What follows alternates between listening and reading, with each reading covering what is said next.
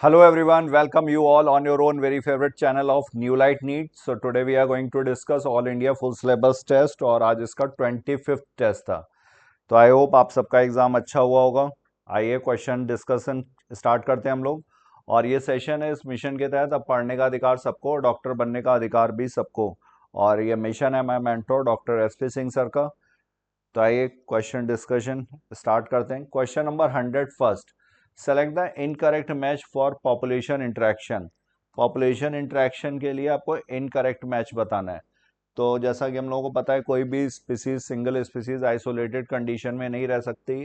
Different species का interaction होगा, plants हो, एनिमल्स हो या माइक्रोब्स हो। तो पॉपुलेशन इंटरेक्शन प्लस साइन किसके लिए, ये बेनिफिशियल, फायदेमंद। इसके बाद माइनस साइन, ये डेट्रीमेंटल, मतलब ये हार्मफुल, ये हार्म करेगा। जीरो साइन, ये न्यूट्रल इंटरेक्शन के लिए, तो ये भी सही है। Zero sine highly detrimental interaction, ये गलत है। ओ साइन, तो यहाँ पर आंसर हुआ फोर्थ। और यहाँ पर अगर इंटरेक्शन देखे जाएं तो जैसे म्यूचुअलिज्म है, म्यूचुअलिज्म में दोनों जो स्पीसीज इंटरेक्ट कर रही हैं दोनों का फायदा है, तो ये प्लस प्लस टाइप का इंटरेक्शन हो गया। म्यूचुअलिज्म के बाद कंपटीशन, कंपटीशन में अगर देखा जाए तो ये दोनों का नुकसान है। दोनों इंटरेक्टिंग स्पीसीज जो होंगी यहाँ पर, ये माइनस माइनस टाइप का इंटरेक्शन, माइनस माइनस। इसके बाद पैरासिटिज्म, पैरासिटिज्म अगर देखें तो इसमें जो पैरासाइट है उसका तो फायदा है, लेकिन जो होस्ट होगा उसका नुकसान है। प्रेडेटर,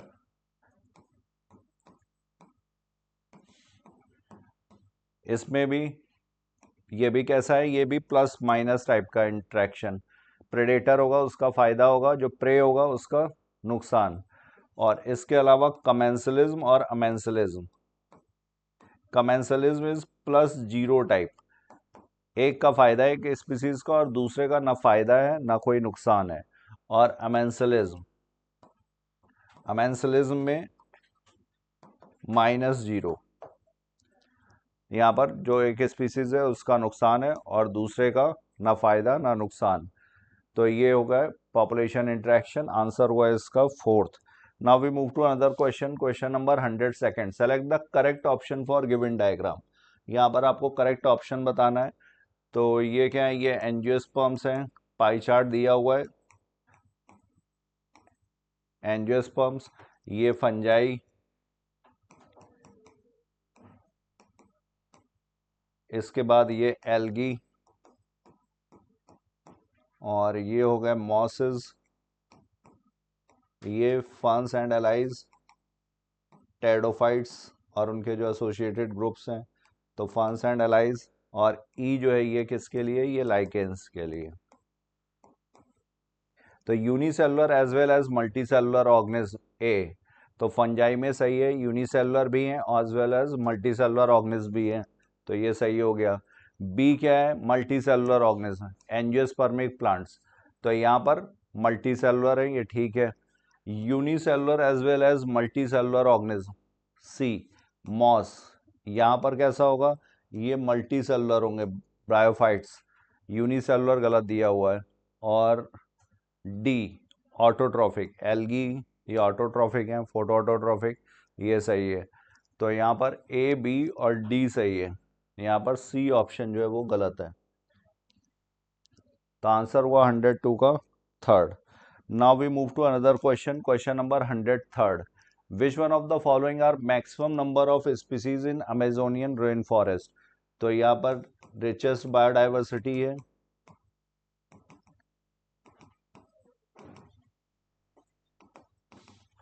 यहाँ पर प्लांट्स स्पीसीज देखी जाए तो 40,000, एम्फीबियंस ये 427, इनवर्टिब्रेट्स ये हैं यहाँ पर 1,25,000। और फिशेस, फिशेस यहाँ पर हैं 3,000।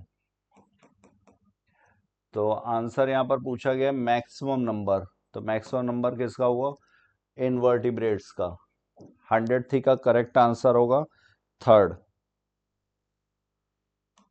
Next, which of the following is a type of ART। ART का मतलब असिस्टेड रिप्रोडक्टिव टेक्नोलॉजी।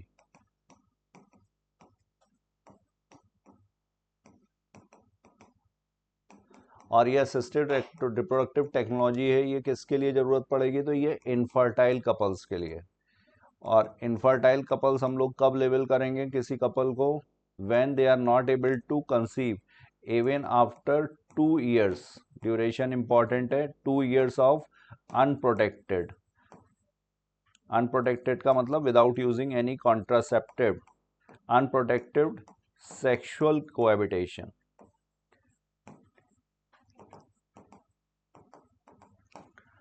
तो यहाँ पर IUT intrauterine transfer, intrauterine insemination, ये आर्टिफिशियल इंसेमिनेशन का टाइप है। यूट्रस में अगर इस सीमेन को ट्रांसफर किया जा रहा है, इंट्रा यूट्राइन इंसेमिनेशन।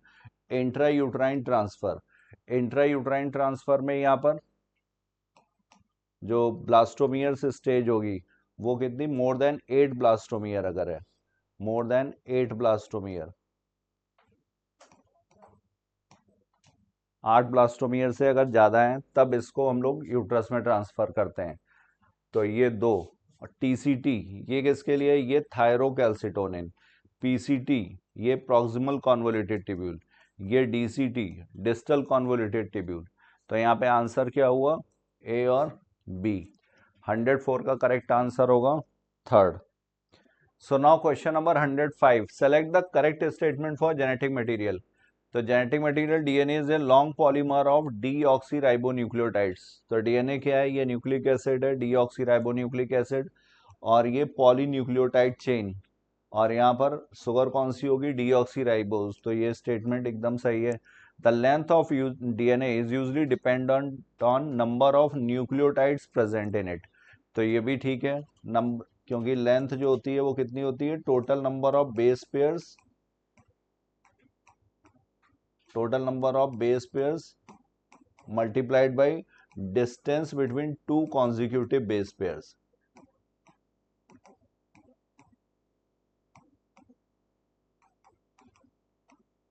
दो कॉन्जिक्यूटिव बेस पेयर के बीच में जो डिस्टेंस है। तो यहाँ पर ये भी सही है, ये स्टेटमेंट भी सही है। RNA is a basic substance. RNA क्या है, राइबो न्यूक्लिक एसिड। तो एसिड है, ये बेसिक सब्सटेंस गलत दिया हुआ है। In most viruses the flow of information is in reverse direction, that is from RNA to DNA। तो RNA टू DNA है, बट ये मोस्ट वायरसेस में नहीं, कुछ वायरसेस में, जिनको रेट्रो वायरस बोला जाएगा, जैसे HIV। तो यहाँ पर जैसे जो सेंट्रल डॉगमा है मॉलिक्यूलर बायोलॉजी का, उसके अकॉर्डिंग क्या है, DNA से जो इंफॉर्मेशन आएगी वो mRNA, और mRNA से फिर बनता है प्रोटीन। तो ये हो गया central dogma of molecular biology, जो क्रेक ने प्रपोज किया था। अब अगर mRNA से RNA से DNA बने तो इसको बोला जाएगा रिवर्स ट्रांसक्रिप्शन। तो रिवर्स डायरेक्शन में जब RNA से DNA, तो मोस्ट वायरस नहीं, यहाँ पर सिर्फ सम वायरस होना चाहिए था। तो इस वजह से ये स्टेटमेंट भी गलत है। तो स्टेटमेंट कौन सा, A और B यहाँ पर सही है। Now question number 106, select the correct statement for genetic code. Genetic code के लिए आपको करेक्ट स्टेटमेंट बताना है। Codon is usually is always universal. तो ऑलवेज यहाँ पर गलत है, यूजली होना चाहिए, यूजली। एक्सेप्शन कहाँ पर है, माइटोकॉन्ड्रिया, और दूसरा दिया हुआ है प्रोटोजोन्स।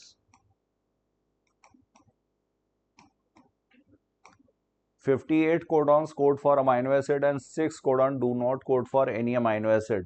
तो टोटल कोडॉन्स हैं 64, इसमें से 61 ये कोड करते हैं फॉर अमाइनो एसिड। 3 जो हैं ये नॉनसेंस कोडॉन कहलाते हैं, या स्टॉप कोडॉन बोलते हैं इनको, नॉनसेंस और स्टॉप कोडॉन।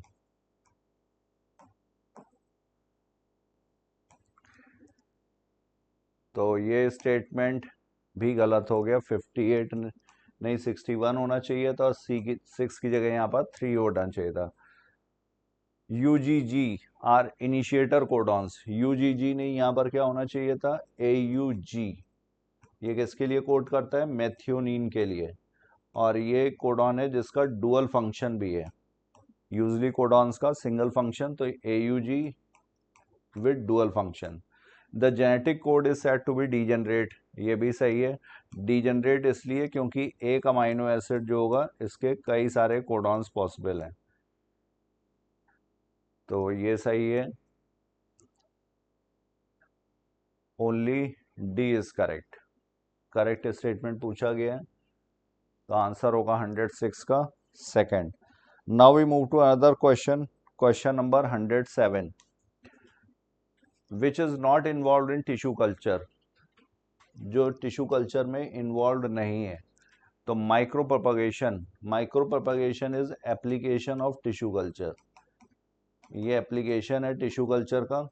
माइक्रो प्रोपगेशन है क्या? तो production of thousands of plants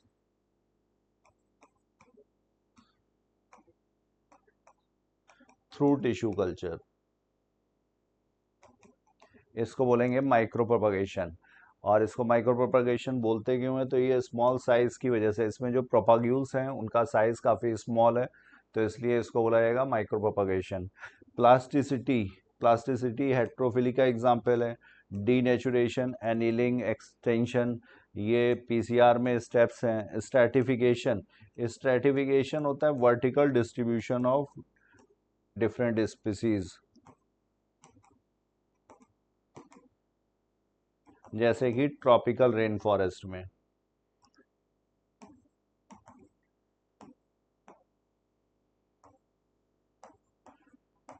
tropical rain forest में कुछ प्लांट्स जो होते हैं वो इमरजेंट प्लांट्स हैं, कुछ जो हैं वो कैनोपी है, एक सी छतरी जैसी बनाते हैं, और कुछ जो होते हैं वो हर्ब्स हैं, इनसे भी छोटे, और कुछ जो होते हैं श्रब्स और हर्ब्स एकदम छोटे छोटे। तो ये वर्टिकल डिस्ट्रीब्यूशन जो डिफरेंट स्पीसीज का है, इसके लिए वर्ड यूज़ किया जाता है स्ट्रैटिफिकेशन। तो यहाँ पर not involve in tissue culture पूछा गया, तो not involve B, C and D, इनका टिश्यू कल्चर से लेना देना नहीं है। तो 107 का correct answer third. Now we move to other question, question number 108, given below are two statements, दो स्टेटमेंट दिए हुए हैं। Some plasmids may have only 1 or 2 copies per cell, whereas others may have 15 to 100 copies per cell. तो ठीक है, plasmid क्या है? Plasmid is bacteria में जो एक्स्ट्रा क्रोमोसोमल, जो जीनोमिक DNA है उसके अलावा जो DNA प्रेजेंट है, तो एक्स्ट्रा क्रोमोसोमल जेनेटिक मटेरियल,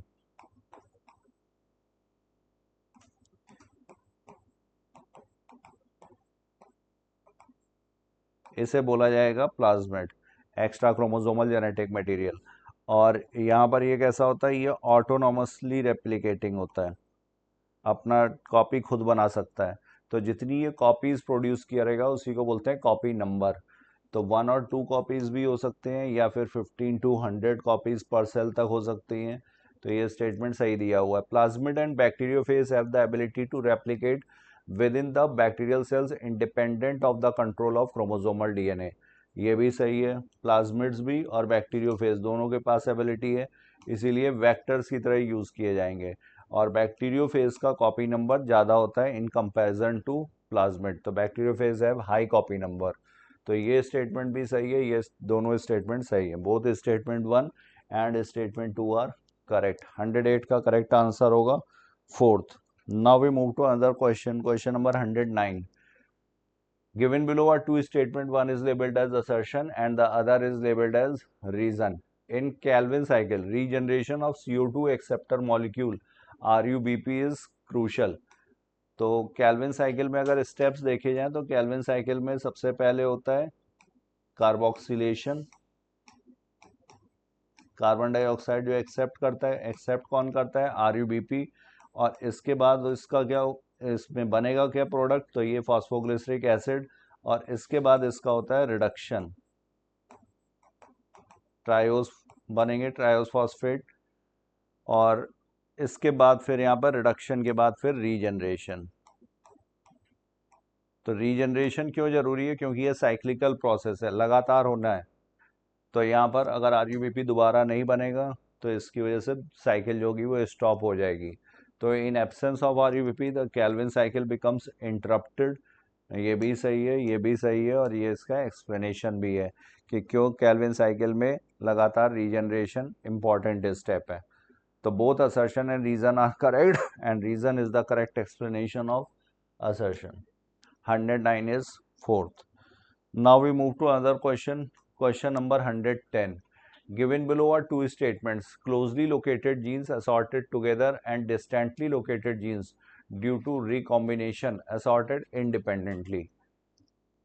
तो जो क्लोजली लोकेटेड जीन्स जो प्रेजेंट है सेम क्रोमोसोम पर, ये अगर साथ में इनके इनहेरिट होने की टेंडेंसी होती है तो इसको बोलते हैं लिंक्ड जीन्स। तो ये सही है, क्लोजली लोकेटेड जीन्स ये साथ साथ असॉर्ट होंगी। Distantly located genes due to recombination assorted independently. और जो डिस्टेंटली लोकेटेड हैं, सपोज ए और बी जीन की बात की जाए तो यहाँ पर इनका डिस्टेंस ज़्यादा है, रिकॉम्बिक क्रॉसिंग ओवर के चांसेस ज़्यादा हैं, तो ये असॉर्ट होंगे इंडिपेंडेंटली, डिस्ट्रीब्यूट होंगे इंडिपेंडेंटली। तो ये सही है। Many genes were link to sexes also and called sex link genes. Many genes were link to sexes also and also called sex linked genes. तो सेक्स लिंक्ड जीन्स जो होती हैं वो एक्स क्रोमोसोम पर या वाई क्रोमोसोम पर होती हैं, और ये इनहेरिटेंस जो होंगी वो इनहेरिटेंस पैटर्न जो शो करेंगी वो पर्टिकुलर सेक्स पे डिपेंडेंट होगा। तो ये इसलिए इसको बोला जाएगा सेक्स लिंक्ड जीन्स। ऐसे मेल में सेक्स लिंक्ड जीन के होने के चांसेस ज़्यादा हैं इन कंपैरिजन टू फीमेल, अगर यहाँ पर रिसेसिव है, अगर ये रिसेसिव कंडीशन है तो एक्स आर वाई ये अफेक्टेड होगा। लेकिन यहाँ पर अगर ये एक्स आर एक्स है तो ये कैरियर होगी। तो रिसेसिव कंडीशन जो होगी अगर सेक्स लिंक्ड है तो मेल में उसकी टेंडेंसी ज़्यादा है, और अगर डोमिनेंट है तो वो फीमेल में ज़्यादा होगा। तो यहाँ पर ये दोनों ही स्टेटमेंट सही दिए हुए हैं, many genes were link to sexes और ये वाला भी। तो both statement 1 and 2 are correct. 110 का करेक्ट आंसर होगा fourth. Now question number 111। Select the agranulocyte type of WBC। तो WBC वाइट ब्लड कार्पस्कल्स, यहाँ पर ग्रैनुलोसाइट्स और ए ग्रैनुलोसाइट्स दो तरीके के हैं, ये दो ब्रॉड ग्रुप में डिवाइड किया गया है, granulocytes and agranulocyte. Granulocytes जिसमें ग्रैन्यूल्स प्रेजेंट है, न्यूट्रोफिल्स, एस्नोफिल्स, बेसोफिल्स, और ए ग्रैनुलोसाइट्स मोनोसाइट और लिम्फोसाइट्स।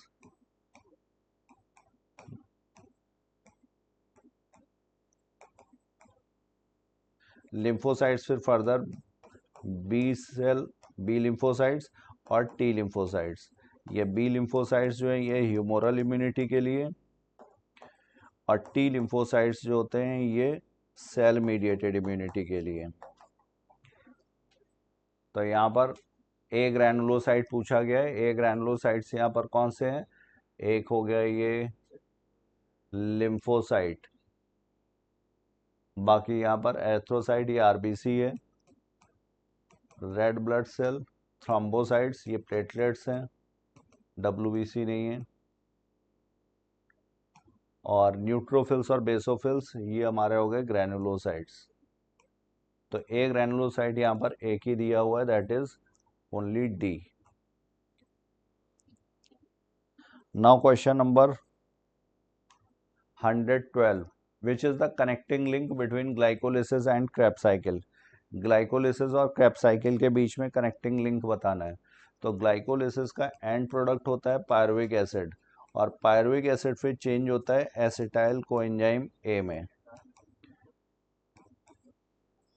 यहाँ पर इस स्टेप में होता है ऑक्सीडेटिव डीकार्बोक्सिलेशन, CO2 रिमूव होगा और हाइड्रोजन रिमूव की जाएगी। हाइड्रोजन जो एक्सेप्ट रिमूवल होगा तो NAD प्लस इसको एक्सेप्ट करेगा, NAD2H में ये चेंज हो जाएगा। तो यहाँ पर हुआ ऑक्सीडेटिव डीकार्बोक्सिलेशन, इसी को बोलते हैं लिंक रिएक्शन, क्योंकि एसिटाइल कोएंजाइम में जो क्रेब्स साइकिल है उसका जो प्रोडक्ट है ऑक्सैलो एसिटिक एसिड, इसके साथ मिलकर के इन प्रेजेंस ऑफ वाटर ये बनाएगा सिट्रिक एसिड, और यहाँ पर एंजाइम होता है साइट्रेट सिंथेज। तो आंसर होगा यहाँ पर एसिटाइल कोएंजाइम ए फोर्थ। ये ग्लाइकोलिसिस और क्रेब्स साइकिल को कनेक्ट कर रहा है। यहाँ पर पायरुविक एसिड में 3 कार्बन और एसिटाइल कोएंजाइम ए में 2 कार्बन, और ये 4 कार्बन वाले प्रोडक्ट के साथ मिल करके बनाता है 6 कार्बन का सिट्रिक एसिड। इसके बाद फिर से सेकोनेटिक एसिड, आइसोसिट्रिक एसिड, तो ये क्रेब्स साइकिल। तो 112 का करेक्ट आंसर हो गया fourth. Now we move to another question 113। In tissue partial pressure of oxygen and PCO2 are respectively. तो एल्वियोलस में अगर देखा जाए तो एल्वियोलस में है 104/40, 104 ये ऑक्सीजन, ये 40 PCO2। इसके बाद जब ये ऑक्सीनेटेड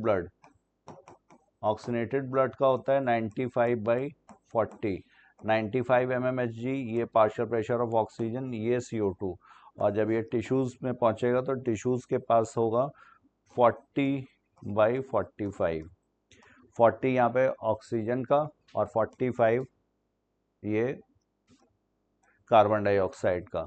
और इसके बाद जब ये deoxygenated blood right side of the heart में पहुंचने वाला होगा तब यहाँ पर 40/45, पार्शियल प्रेशर ऑफ ऑक्सीजन 40 और PCO2 होगा यहाँ पे 45 mm ऑफ Hg।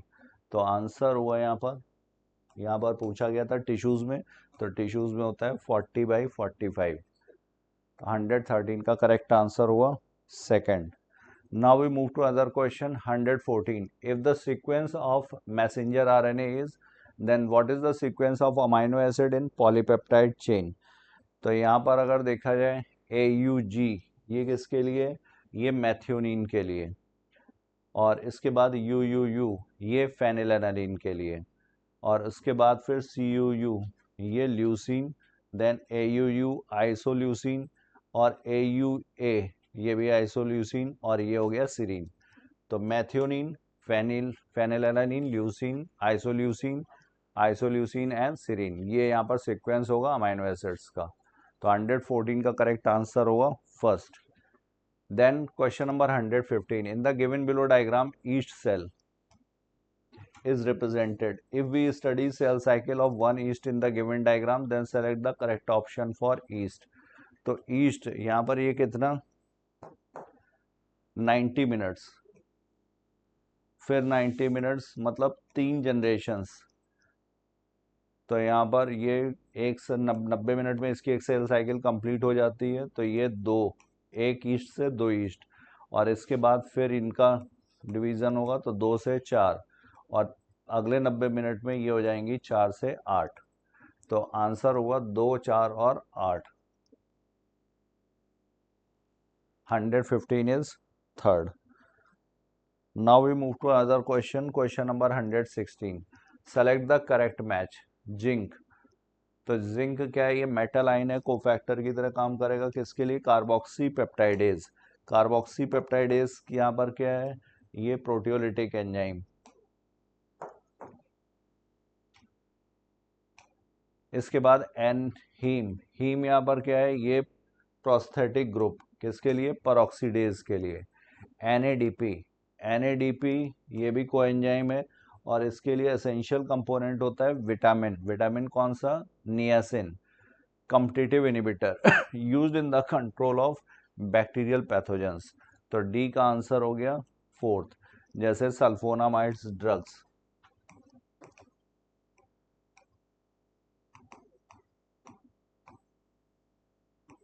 ये क्या करते हैं? ये पैरामाइनो बेंजोइक एसिड, इसके साथ ये स्ट्रक्चरल एनालॉगी शो करती है। पैरामाइनो बेंजोइक एसिड ये किस में चेंज होता है? ये चेंज होता है प्यूरिन्स में। तो यहाँ पर जो एंजाइम होगा टेट्राहाइड्रोफोलेट रिडक्टेज, वो एंजाइम के साथ ये बाइंड करेगा, पैरामाइनो बेंजोइक एसिड को रोकता है। तो used in the control of bacterial pathogen, ये कॉम्पिटिटिव इनहिबिशन का एग्जांपल है। स्ट्रक्चरल एनालॉगी की वजह से इसमें और इसमें स्ट्रक्चरल एनालॉगी है, तो ये इसको इसमें कन्वर्ट नहीं होने देता है, तो जिस वजह से बैक्टीरिया की डेथ होगी। तो 116 का करेक्ट आंसर होगा यहाँ पर A is second, B is third, and C is first, and D is fourth. Answer हुआ यहाँ पर 116 का third. Now question number 117, select the incorrect match, absent in Streptococcus. तो ये यहाँ पर लीनियर क्रोमोसोम दिखाया हुआ है, स्ट्रेप्टोकोकस या प्रोकैरियोट में लीनियर क्रोमोसोम एब्सेंट है यूजुअली। यहाँ पर कैसा होता है, सर्कुलर डीएनए, डबल स्ट्रैंडेड है।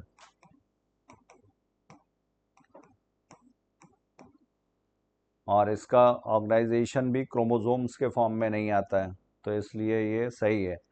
मॉडिफिकेशन ऑफ प्रोटीन्स, ये क्या है, ये गोल्गी कॉम्प्लेक्स, तो ग्लाइकोसाइलेशन, ग्लाइकोसिडेशन, लिपिड्स वगैरह का भी मॉडिफिकेशन करता है, प्रोटीन्स का भी मॉडिफिकेशन करता है, एक्रोसोम फॉर्मेशन में भी जरूरी है, तो ये सही दिया हुआ है। Nerve cell, neuron, longest cell, और ये हैं राइबोसोम्स की 2 यूनिट। तो राइबोसोम दिखाया हुआ, present in spirogyra but absent in Streptococcus, ये गलत है। राइबोसोम जो होगा वो स्पायरोगायरा में भी प्रेजेंट होगा और स्ट्रेप्टोकोकस में भी। स्ट्रेप्टोकोकस में ये 70S टाइप का होगा और स्पायरोगायरा में 70S और 80S दोनों टाइप का। 80S वाला साइटोप्लाज्म में और जो 70S है वो इसके ऑर्गेनेल में प्रेजेंट होगा, माइटोकॉन्ड्रिया, क्लोरोप्लास्ट वगैरह में। तो फोर्थ यहाँ पर ऑप्शन इनकरेक्ट दिया हुआ है, बाकी के सही है। क्वेश्चन नंबर इसके बाद 118। 118 में देखें तो given below are 2 statements, adult human haemoglobin consist of 8 सब यूनिट्स, ये गलत है। एडल्ट ह्यूमन हीमोग्लोबिन 8 सब यूनिट्स नहीं, यहाँ पे 4 पॉलीपेप्टाइड चेन्स हैं, each polypeptide chain containing haem group. और ये जो पॉलीपेप्टाइड चेन्स हैं ये 2 अल्फा और 2 बीटा, तो ये क्वाटरनरी स्ट्रक्चर ऑफ प्रोटीन का एग्जाम्पल है, तो यहाँ पर ये गलत है, 8 subunits. The enzyme isolated from organism normally live under extremely high temperatures are stable and retain their catalytic power at high temperature, तो ये भी सही है। जैसे कि जो पीसीआर में स्टेप में यूज़ होता है, एक्सटेंशन वाले स्टेप में एंजाइम, तो वो भी DNA polymerase, tag polymerase, Thermus aquaticus से ऑब्टेंड होता है, तो ये स्टेटमेंट भी सही है। ये स्टेटमेंट गलत है, statement 1 is incorrect but statement 2 is correct. 118 correct answer होगा, statement 1 incorrect and but statement 2 is correct. तो 118 का करेक्ट आंसर हुआ third. Now we move to another question 119। JGA, juxtaglomerular apparatus, तो जक्स्ट्रा ग्लोमेरुलर अपरेटस जो है ये किससे, ये आफरेंट आर्टीरियोल, ये ग्लोमेरुलस हो गया, और ये इफरेंट आर्टीरियोल। जहाँ पर आफरेंट आर्टीरियोल इसी के DCT के साथ, इस रीनल ट्यूब्यूल के जो DCT होगा उसके साथ कांटेक्ट में होगी, क्लोज प्रॉक्सिमिटी में होगी, तो वहाँ पर बनेगा ये जक्स्ट्रा ग्लोमेरुलर अपरेटस। इसकी कुछ सेल्स जो होती हैं वो मॉडिफाइड हो जाती हैं, ये मैक्यूला डेंसा, और आफरेंट आर्टीरियोल की कुछ सेल्स जो होंगी वो बनाती हैं जेजी सेल्स। इस पूरे को बोला जाएगा जक्स्ट्रा ग्लोमेरुलर अपरेटस। तो इसके 2 कंपोनेंट्स हुए, एक DCT जिसका सेल है मैक्यूला डेंसा, और दूसरा आफरेंट आर्टीरियोल जिसकी सेल है जेजी सेल्स। तो जेजी सेल्स रिलीज करेंगी रेनिन। तो JGA is a special sensitive region found by cellular modification in the distal convoluted tubule and the afferent arteriole at the location of their contact, सही दिया हुआ है। ये DCT हो गया, ये afferent arteriole,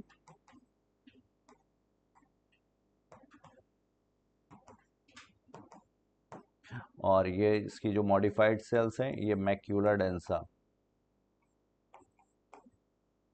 और ये हो गई हमारी जेजी सेल्स। तो ये ठीक है।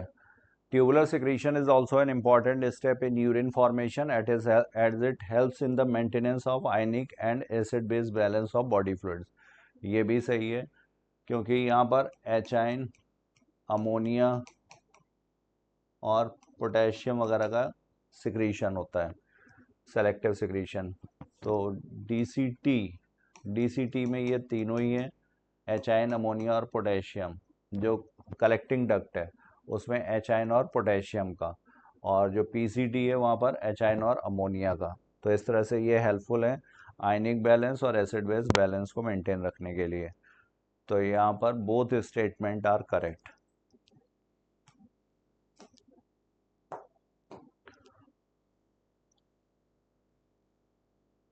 Now question number 120. Select the incorrect statement for abscisic acid. Abscisic acid ABA, ये plant growth inhibitor.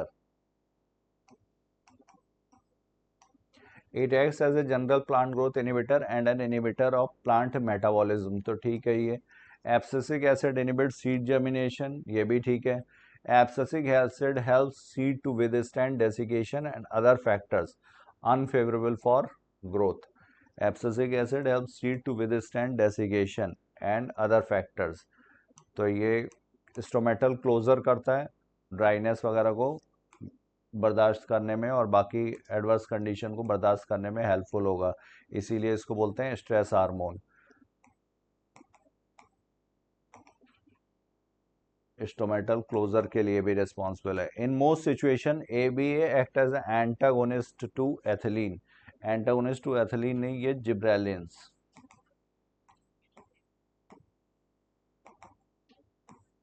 ये इंड्यूस करता है डोरमेंसी,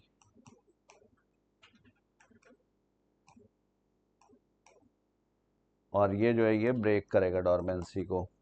तो यहाँ पर आंसर इनकरेक्ट पूछा गया है, इनकरेक्ट ऑप्शन हुआ फोर्थ।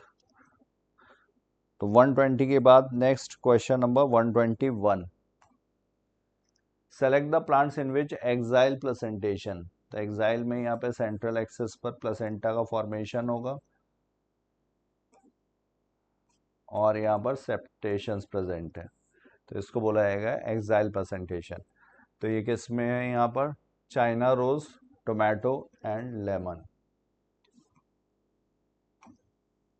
एग्जाम्पल्स जो दिए हैं। पी सोयाबीन, इसमें मार्जिनल प्रेजेंटेशन है, मस्टर्ड में पैराइटल प्रेजेंटेशन है, और डायंथस प्रिमरोज में फ्री सेंट्रल, सनफ्लावर मैरीगोल्ड में बेसल प्रेजेंटेशन। तो यहाँ पर एक्साइल प्रेजेंटेशन कितने में हुआ, 3। आंसर होगा 121 का सेकंड। Now question number 122। 122 में क्या है, select the correct option for frog and human. Frog के लिए और ह्यूमन के लिए, दोनों के लिए सही हो। तो सेम फाइलम, तो फाइलम इनका क्या है, Chordata.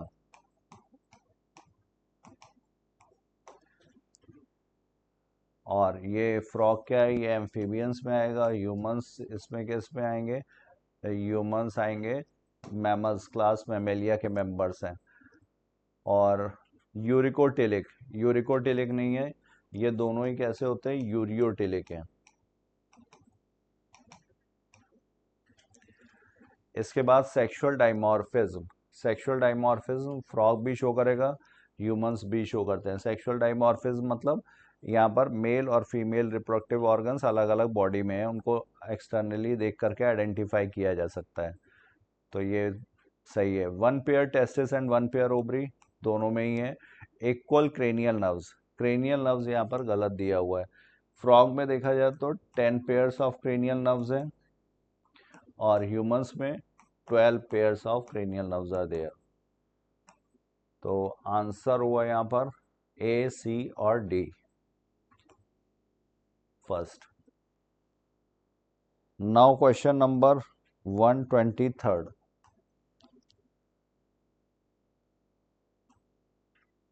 Select the correct match. इनमें से करेक्ट मैच क्या होगा, palmately compound leaves. Palmately compound मतलब ये कॉमन पॉइंट से जब लीव्स अराइज होंगी, अगर कॉमन एक्सिस से होती हैं तो उसको बोलते हैं पिन्नेटली कंपाउंड। तो palmately compound leaves silk cotton सही दिया हुआ है। रेटिकुलेट वेनेशन, ये किसमें है, डाइकॉट लीव्स में। रेटिकुलेट वेनेशन, वेनेशन का मतलब arrangement of veins and veinlets, यहाँ पर ये इस तरह से ये प्रेजेंट है। Pinnately compound leaves, pinnately compound leaves किसमें है, तो पिन्नेटली कंपाउंड लीव्स हैं नीम में, कॉमन एक्सेस से ये लीव्स लीफलेट्स अटैच्ड होते हैं। तो इनको बोला जाएगा, इस तरह का होगा तो इसको बोलेंगे पिनेंटली कंपाउंड लीव्स। एग्जाम्पल हुआ नीम। रेसिमोज, रेसिमोज में जो फ्लोरेट्स होंगे वो किस तरह से, एक्रोपेटल ऑर्डर। एक्रोपेटल मतलब यंगेस्ट फ्लावर जो होगा वो टुवर्ड्स अपेक्स, और जो ओल्डेस्ट होगा वो सबसे नीचे की तरफ होगा। ये फ्लावर सबसे नीचे और यंगेस्ट वाला सबसे ऊपर। एक्रल मतलब towards head, petal means towards, तो यहाँ पर एक्रोपेटल ऑर्डर। तो 123rd का करेक्ट आंसर हुआ A is second, B is first. Answer यहाँ पर third, 123rd। Next, what is ganglia. तो गैंग्लिया क्या है, other name of neuron, group of neuron, group of Nissl's granules, other name of synaptic knob. Neuron, cell body, cyton, और इसमें फिर होते हैं डेंड्राइट्स और एक्सॉन। गैंग्लिया नहीं, गैंग्लिया क्या है, ganglia is collection of nerve cells, collection of nerve cells. और ये कहाँ पर होती है, ये पेरिफेरल नर्वस सिस्टम में।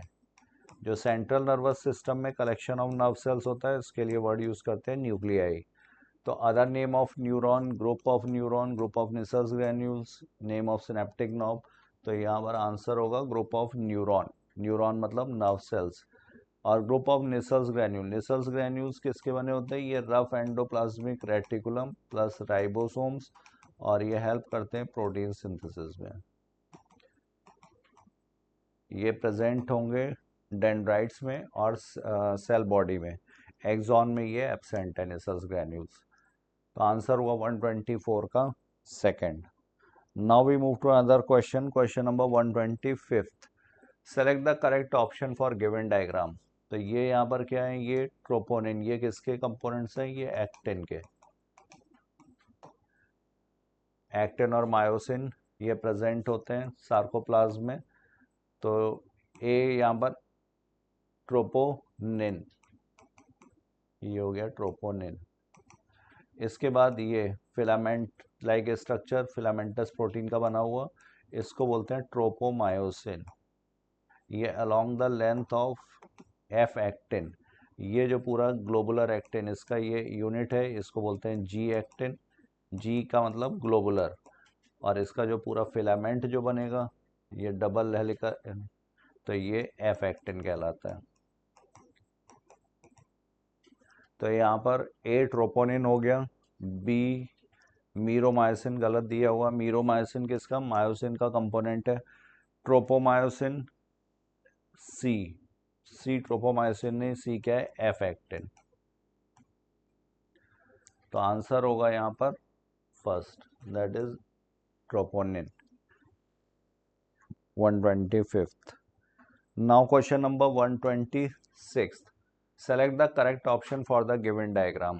तो यहाँ पर एनारोबिक रेस्पिरेशन फर्मेंटेशन दिखाया गया है, alcoholic fermentation as well as lactic acid fermentation. तो एल्कोहलिक फर्मेंटेशन दो स्टेप में होता है। पहले यहाँ पर पायरुविक एसिड से यहाँ से कार्बन डाइऑक्साइड रिमूव होगी, इसको बोलेंगे डीकार्बोक्सिलेशन इस स्टेप को। और यहाँ पर एंजाइम कौन सा होगा, तो पायरुवेट डीकार्बोक्सिलेज। इसके बाद यहाँ पर बनता है एसिटल्डिहाइड CH3CHO। यहाँ पर ये रिड्यूसिंग एजेंट यूज होगा जिसको NAD2H, जो ग्लाइकोलिसिस में बना था, ये NAD2H कन्वर्ट होता है NAD प्लस में, और इसका करेगा रिडक्शन, तो रिडक्शन से बनेगा यहाँ पर एथिल अल्कोहल। तो ये दो स्टेप में alcoholic fermentation, alcohol plus CO2, और यहाँ पर NAD2H ये किस में कन्वर्ट हुआ है, ये NAD प्लस में। लेकिन लैक्टिक एसिड फर्मेंटेशन जो होता है ये वन स्टेप में प्रोसेस होगा, यहाँ टू स्टेप्स में था, एक स्टेप ये और एक स्टेप ये। लैक्टेट डिहाइड्रोजिनेज यहाँ पर एंजाइम होगा, रिड्यूसिंग एजेंट यहाँ पर वही NAD2H जो ग्लाइकोलिसिस में है, और ये कन्वर्ट होगा NAD प्लस में। तो correct option for the given diagram यहाँ पर ए इज NAD2H, या NADH+H+ भी लिख सकते हैं इसको। और ये किस में कन्वर्ट हो रहा है, NAD प्लस में, और इसके बाद फिर NADH+H+ आइन, और डी NAD प्लस। तो आंसर हुआ यहाँ पर second. 126। Now question number 127। Select the correct statement for lac operon. Lac operon क्या है? Lactose operon. तो in lac operon, lac refers to galactose, ये गलत है। ये किसके लिए? लैक्टोज के लिए। ए जीन कोड्स फॉर, तो इसमें स्ट्रक्चरल जीन्स है जड, वाई और ए। जड किसके लिए कोड करता है? ये बीटा गैलेक्टोसाइडेज के लिए, वाई परमीएज के लिए, और ए जो है ये ट्रांस एसिटाइलेज के लिए। तो यहाँ पर a gene codes for transacetylase which increases permeability of the cells to beta galactosides. तो ए नहीं, यहाँ पर क्या होना चाहिए था? Y gene, sorry Y gene permease के लिए, जो परमेबिलिटी को बढ़ाती है, और वो भी किसकी? लैक्टोज की। तो ये गलत है स्टेटमेंट पूरा ही। परमीएज जो होता है ये परमेबिलिटी बढ़ाता है लैक्टोज। तो lac operon is under control of only negative regulation, ये भी गलत है। ये निगेटिव रेगुलेशन भी होता है as well as positive regulation में भी यूज होता है। तो ये ओनली वर्ड यहाँ पे गलत दिया हुआ। Galactose is a substrate for beta galactosidase enzyme. तो बीटा गैलेक्टोसाइडेज ये डाइसैकेराइडेज है, ये लैक्टोज पर एक्ट करता है, और लैक्टोज पर एक्ट करके ये क्या बनाएगा? ये ग्लूकोज प्लस गैलेक्टोज। तो यहाँ पर डी भी गलत है। आंसर होगा नन। करेक्ट ऑप्शन यहाँ पर एक भी नहीं है। Now question number 128। We know that slime moulds are a type of saprophytes. Slime moulds क्या है? ये सैप्रोफाइट्स है। In ecological pyramid slime moulds are placed at which trophic level. तो ये किस ट्रॉफिक लेवल पर रखे गए? तो इसमें जो पिरामिड्स हैं इसमें डिकम्पोजर्स को या सैप्रोफाइट्स जो है ये इनको जगह नहीं दी गई है। तो ना ही फर्स्ट ट्रॉफिक लेवल पे, ना सेकंड, ना थर्ड, ना फोर्थ। आंसर यहाँ पर होगा नन। तो question number 129। In the given below example of different diseases, how many are non-infectious disease? तो नॉन इन्फेक्शियस डिजीज को दो ग्रुप्स में डिवाइड किया गया है, इन्फेक्शियस एंड नॉन इन्फेक्शियस। तो इन्फेक्शियस डिजीज वो हैं जो इजीली ट्रांसमिटेड है फ्रॉम पर्सन टू पर्सन। तो ये इन्फेक्शियस, जैसे हुपिंग कफ, लेप्रोसी, ये भी इन्फेक्शियस है, ये भी इन्फेक्शियस है। इसके अलावा टाइफॉइड, निमोनिया, प्लेग, मलेरिया, ये सारे इन्फेक्शियस। इसके अलावा कैंसर और डायबिटीज़ मेलाइटस, ये आएंगे नॉन इन्फेक्शियस में। ये एक पर्सन से दूसरे पर्सन में ट्रांसफ़र नहीं होते हैं। तो आंसर होगा यहाँ पर 2, 129 second. Now question number 130। In agarose gel electrophoresis, the DNA fragment which moves farthest from loading place, जो सबसे दूर तक आएगा, तो यहाँ पर ये हो गया वेल। अब इसमें यहाँ पर ये होंगे, ये DNA कैसा होता है? नेगेटिव। तो ये पॉजिटिव इलेक्ट्रोड की तरफ मूव करेगा। तो इधर ये होगा एनोड, ये होगा कैथोड, और DNA अपनी साइज के अकॉर्डिंग मूव करेगा। जितना स्मॉलेस्ट साइज उतना ही वो फारदेस्ट मूव करेगा। सीविंग इफेक्ट प्रोवाइड करता है एग्रोस जेल।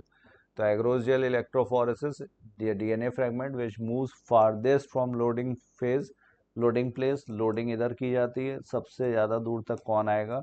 जो स्मॉलेस्ट है। आंसर हुआ according to size they are separated. तो 130 का correct answer second. Now we move to question number 131। The process of translation. तो DNA से DNA का अगर बनना हो तो इसको बोलते हैं रेप्लिकेशन, और DNA से mRNA का बनना होगा तो इसको बोलेंगे ट्रांसक्रिप्शन, और mRNA से जब प्रोटीन बनेगी तो इसको बोलते हैं ट्रांसलेशन। तो process of translation is protein synthesis. 131 is second. Now question number 132। All of the following are part of an operon accept.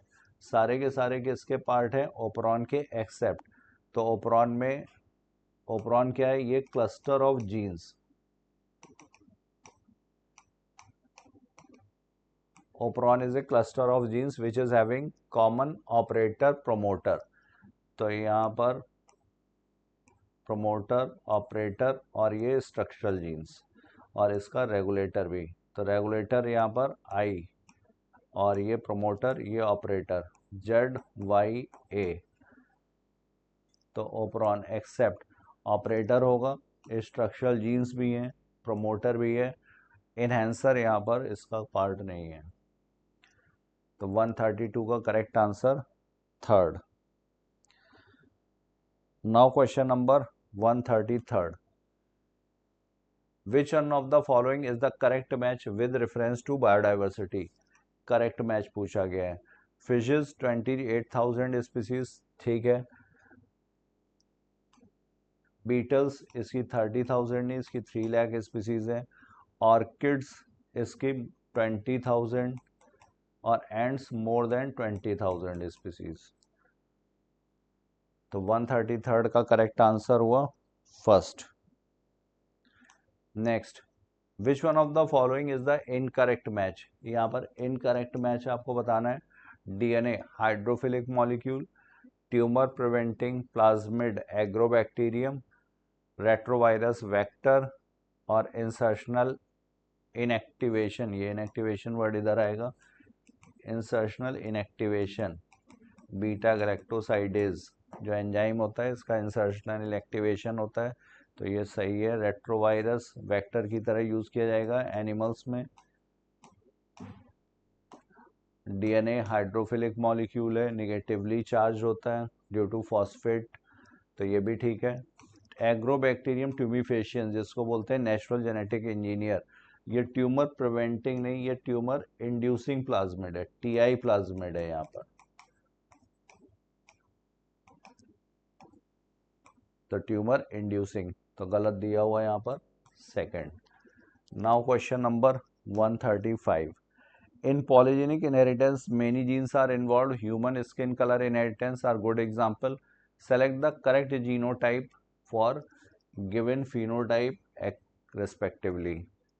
तो पॉलीजेनिक इनहेरिटेंस जब ज़्यादा जीन्स, एक से ज़्यादा जीन्स इन्वॉल्व हों, तो जैसे यहाँ पर जो स्किन कलर है इसमें 3 जीन्स और इनके अगर एलील्स देखे जाएं तो डोमिनेंट एलील होते हैं A, B, C, recessive allele हैं स्मॉल a, स्मॉल b और स्मॉल c।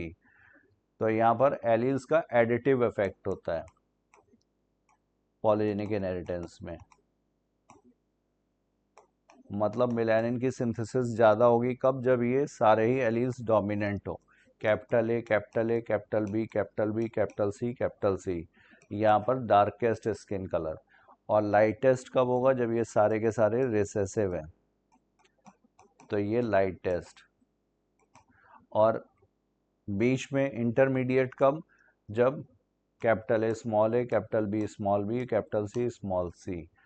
तो यहाँ पर आंसर हुआ second, darkest, intermediate and lightest skin colour. तो 135 का करेक्ट आंसर होगा second. So this is all I had for you. Now further discussion will be carried by my fellow partner Dr. Alice sir. Thank you all of you. Thank you so much. Hello बच्चों, तो अभी तक आप लोगों ने 135 तक questions देख लिए हैं सेलन सर के साथ, और अब मैं आपको 136 से 170 करा रहे हैं और हम लोग पेपर का डिस्कशन कर रहे हैं FST 25 का। चलिए देखिए, पहला क्वेश्चन आपके पास 136 क्या कह रहा है? Artificial classification system were based on mainly on vegetative character और ऑन द एंड्रोशियम स्ट्रक्चर। तो ये बात बिल्कुल सही है कि नहीं? Artificial system classification given by Linnaeus. और आपको पता है उन्होंने क्या किया? उन्होंने आपके वेजिटेटिव कैरेक्टर और सेक्सुअल कैरेक्टर को एक साथ ले लिया, है ना। उन्होंने क्या किया? कुछ कैरेक्टर्स को लेकर क्लासिफिकेशन किया, तो ऐसे में अनरिलेटेड साथ आ गए और रिलेटेड दूर हो गए, है ना। तो आप देखिए यहां लिखा artificial classification gave equal weightage to vegetative and sexual characteristic. ये बात सही है, ऐसा काम किया था तभी तो ये अनएक्सेप्टेबल है, बिकॉज वेजिटेटिव कैरेक्टर एनवायरमेंट की प्रेजेंस में इजीली अफेक्टेड हो जाते हैं। आपको ये काम नहीं करना चाहिए था लेकिन किया गया। तो दोनों स्टेटमेंट तो सही है, आंसर 4 बनेगा।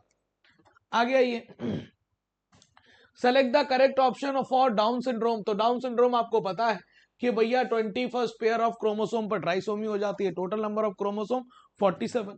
तो बताइए ब्रॉड फ्लैट फेस हो जाएगा, रुडिमेंट्री ओवरी नहीं होगा, गायनिकोमेस्टिया नहीं होगा, डेवलपमेंट ऑफ फीमेल कैरेक्टर नहीं, साइकोमोटर हो जाएगा, जो सोचने समझने की क्षमता है ना उसमें गिरावट हो जाएगी, वो उतनी तेजी से सीख नहीं पाएगा।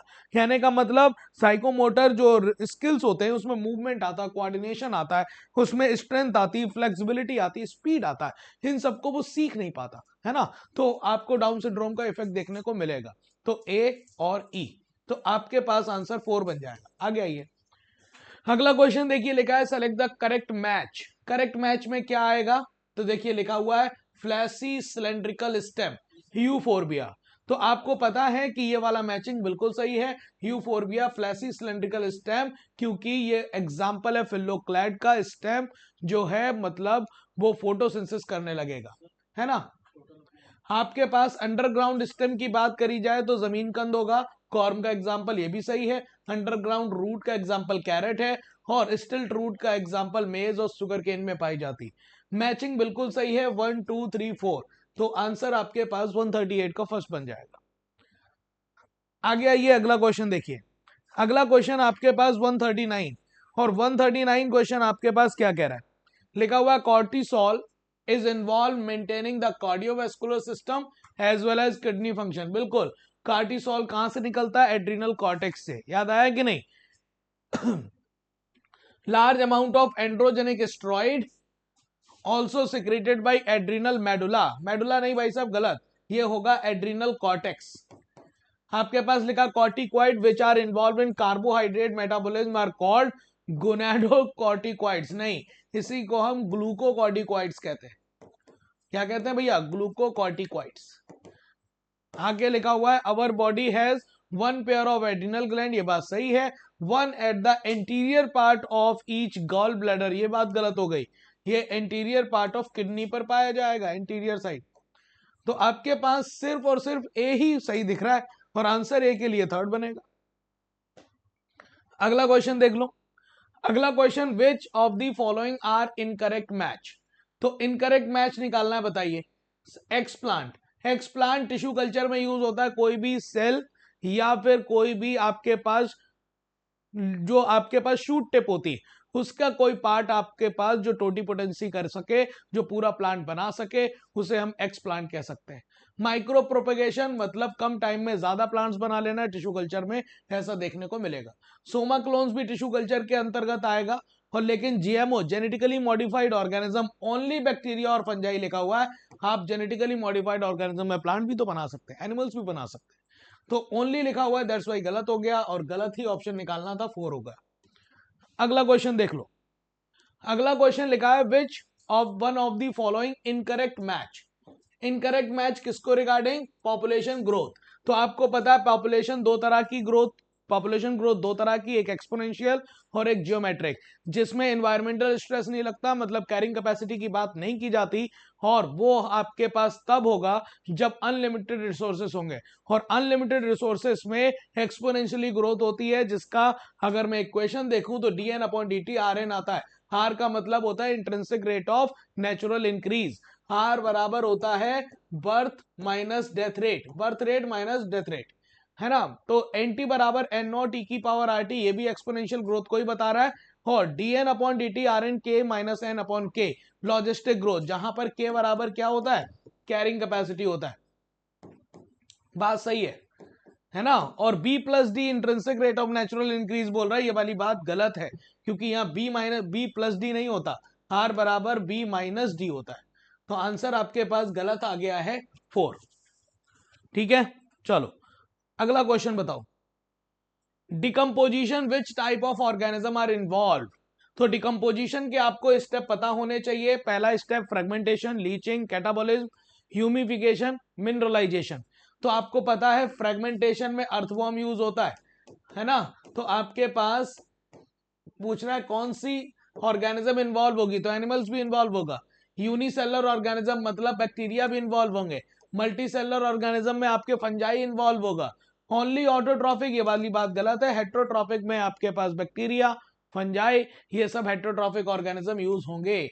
इसका मतलब सिर्फ डी यूज नहीं होगा, बाकी सब यूज होंगे, ए बी सी और ई। आंसर सेकेंड बनेगा। 142 का आंसर क्या बनेगा बेटा? 142 का आंसर हो जाएगा सेकेंड। चलिए अगला क्वेश्चन देख लेते हैं। अगला क्वेश्चन 143। देखिए लिखा हुआ है select the example of locomotion. तो लोकोमोशन का एग्जांपल हम आपसे ऐसे निकालेंगे कि मूवमेंट, ऐसा मूवमेंट जो पोजीशन चेंज करा दे, है ना, लोकेशन चेंज करा दे, उसे लोकोमोशन। तो लोकोमोशन में वॉकिंग आएगा, रनिंग आएगा, मूवमेंट ऑफ जॉ नहीं आएगा, मूवमेंट ऑफ टंग नहीं आएगा। आंसर क्या आ जाएगा? क्लाइंबिंग भी आ जाएगा। तो आंसर ऐसे क्या बन गया? 144 का फर्स्ट। ठीक है बेटा। Select the example of locomotion. Locomotion ऐसा मूवमेंट जो पोजीशन चेंज करा दे ऑर्गेनिज्म की। तो लोकोमोशन का एग्जांपल वॉकिंग भी होगा, रनिंग भी होगा, मूवमेंट ऑफ टेंटिकल से भी लोकोमोशन हो सकता है। तो आंसर ये भी सही है, movement of tentacle hydra, looping type का या समरसॉल्टिंग मूवमेंट, लोकोमोशन मूवमेंट कहते हैं उसे, जिससे वो हाइड्रा अपनी लोकेशन भी चेंज कर सकता है, लोकोमोटरी ऑर्गन है। मूवमेंट ऑफ टंग, आपके पास लोकोमोशन नहीं है, क्लाइंबिंग है। तो आंसर ए बी सी और ई होगा। आंसर सेकेंड बन गया। अगला क्वेश्चन देख लो। Z scheme select the electron acceptor. तो जेड स्कीम आपके पास बताइए नॉन साइक्लिक फोटोफॉस्फोराइलेशन, जिसमें PS2 भी होता है और PS1 भी काम करता है। और PS2 का इलेक्ट्रॉन एक्सेप्टर पहला कौन होता है? फियोफाइटिन। कौन हो गया? फियोफाइटिन। जबकि PS1 का कौन हो गया? तो वो हो गया आयरन सल्फर प्रोटीन। एडेनोसिन नहीं, ट्राइपामिटिन नहीं। आंसर आपके पास ए और बी। आपके पास आंसर फर्स्ट बन गया 145 का। अगला क्वेश्चन देख लो। Select the correct match saturated fatty acid. अगर कोई सैचुरेटेड फैटी एसिड है तो उसके पास चाहे सेकंड डबल बॉन्ड हो चाहे ट्रिपल बॉन्ड हो, नहीं पाया जाएगा, गलत बात। फिर लिखा अनसैचुरेटेड फैटी एसिड में वन और मोर डबल बॉन्ड देखने को मिल सकते हैं। बिल्कुल, अगर वन है तो उसे हम कहेंगे mono unsaturated fatty acid. Example oleic acid होता है। और बहुत सारे मतलब आपके पास एक से ज्यादा है तो उसे हम कहेंगे पॉली अनसैचुरेटेड फैटी एसिड। जैसे कि अरेकिडोनिक एसिड 4 अनसैचुरेशन प्रेजेंट है। बात सही है। पामिटिक एसिड न्यूक्लियोटाइड नहीं, पामिटिक एसिड तो फैटी एसिड है जिसमें कितने कार्बन की संख्या होती है? 16। फैटी एसिड है और वो भी सैचुरेटेड फैटी एसिड है। आगे लिखा हुआ है कि एलेनिन में मोर देन कार्बन होते हैं देन ग्लूकोज। ग्लूकोज में 6 कार्बन, एलेनिन में 3 कार्बन। तो बताओ कहां से आपके पास मोर देन हुआ? ये भी गलत हो गया। गलत। सही जवाब क्या हो गया? Only B. 146 का सेकेंड। 146 का क्या आ जाएगा बेटा? 146 का सेकेंड होगा, ओनली बी। अगला देखो। In oocyte of some vertebrate diplotene can last for month और ईयर। ये तो डायरेक्ट लाइन है, मंथ और ईयर। तो आपके पास मिनट्स और आर नहीं, आर और डेज नहीं, मंथ और ईयर सही है, सेकेंड और मिनट नहीं। 147 का third.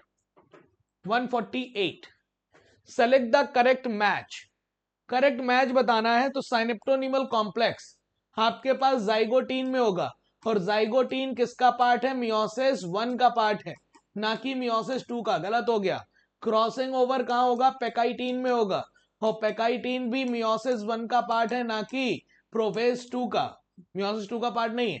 Separation of homologous chromosome anaphase 1, ये सही है। लेकिन यहां पे और अच्छा होता कि अगर हम लिखते स्टार्ट और लिखा recombination nodule. Recombination nodule pachytene में बनते हैं बेटा। और पैकाइटीन आपके पास मियोसिस 1 का पार्ट है, ना कि आपके पास मियोसिस 1 में आपके पास किसका पार्ट है? प्रोफेज 1 का, ना कि एनाफेज 1 का। ये गलत हो गया। सही जवाब तो थर्ड हुआ, 148 का थर्ड। ओके, आगे देखो। 149 a comparison of volume of filtrate formed per day. 180 litre per day आपके पास फिल्ट्रेट बनता है। तो आपको पता है कि फिल्ट्रेट का बनना, तो जो आपके पास अल्ट्रा फिल्ट्रेशन के बाद जो फिल्ट्रेट बना है उस फिल्ट्रेट का 99% पार्ट रीअब्सॉर्ब हो जाता है। क्या हो जाता है? रीअब्सॉर्ब।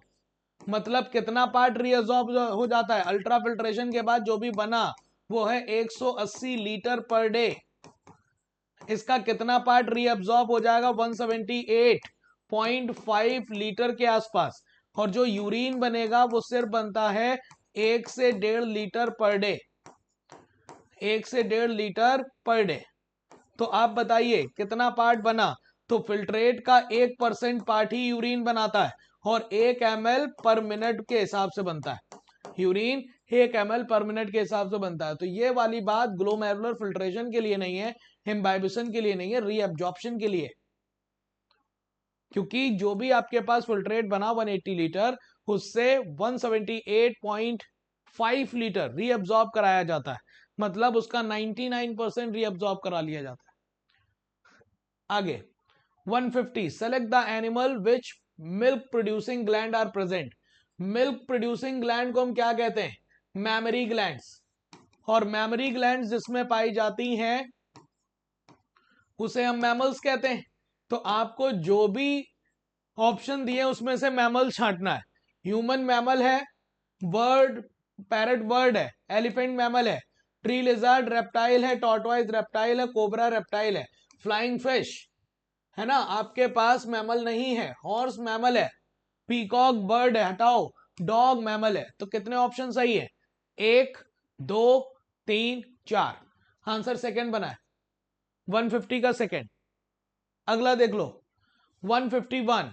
देखो 151 क्या कह रहा है? अ lateral branch with short internode and each node bearing roseate habit of leaves and tuft of root found in aquatic plant। तो देखो कभी भी अगर कहा जाए कि जो आपके पास लेटरल ब्रांचेस हैं शॉर्ट इंटरनोड के साथ और वहां पर रोजिएट हैबिट में लीफ निकल रही, तो आपको यहां पर एग्जाम्पल में चला जाना चाहिए ऑफसेट के। आपको पता है रनर और ऑफसेट में क्या अंतर है? रनर का जो इंटरनोड है वो लॉन्ग इंटरनोड होता है और रनर जो होते हैं वो क्रीप करते हैं ऑन सॉइल या फिर जमीन पर क्रीप कर रहे हैं भाई साहब ये। लेकिन ऑफसेट का जो इंटरनोड है, इंटरनोड जो है वो शॉर्ट है और ये क्रीप करेंगे on water, creep on water. और आपको अब यहां पर प्लांट, एक्वाटिक प्लांट निकालना है, तो ऑफसेट के एग्जांपल आइकॉर्निया और पिस्टिया होते हैं। तो यहां पर पिस्टिया तो लिखा है लेकिन बनाना नहीं होगा, पिस्टिया और आइकॉनिया ये सही है, यहाँ जैस्मिन बनाना ये वाले ऑप्शन गलत हो जाएंगे। आंसर 152 का सेकंड बनेगा। आगे देखो, which scientist had said that evolution of life form had occurred by driven by use and disuse organs।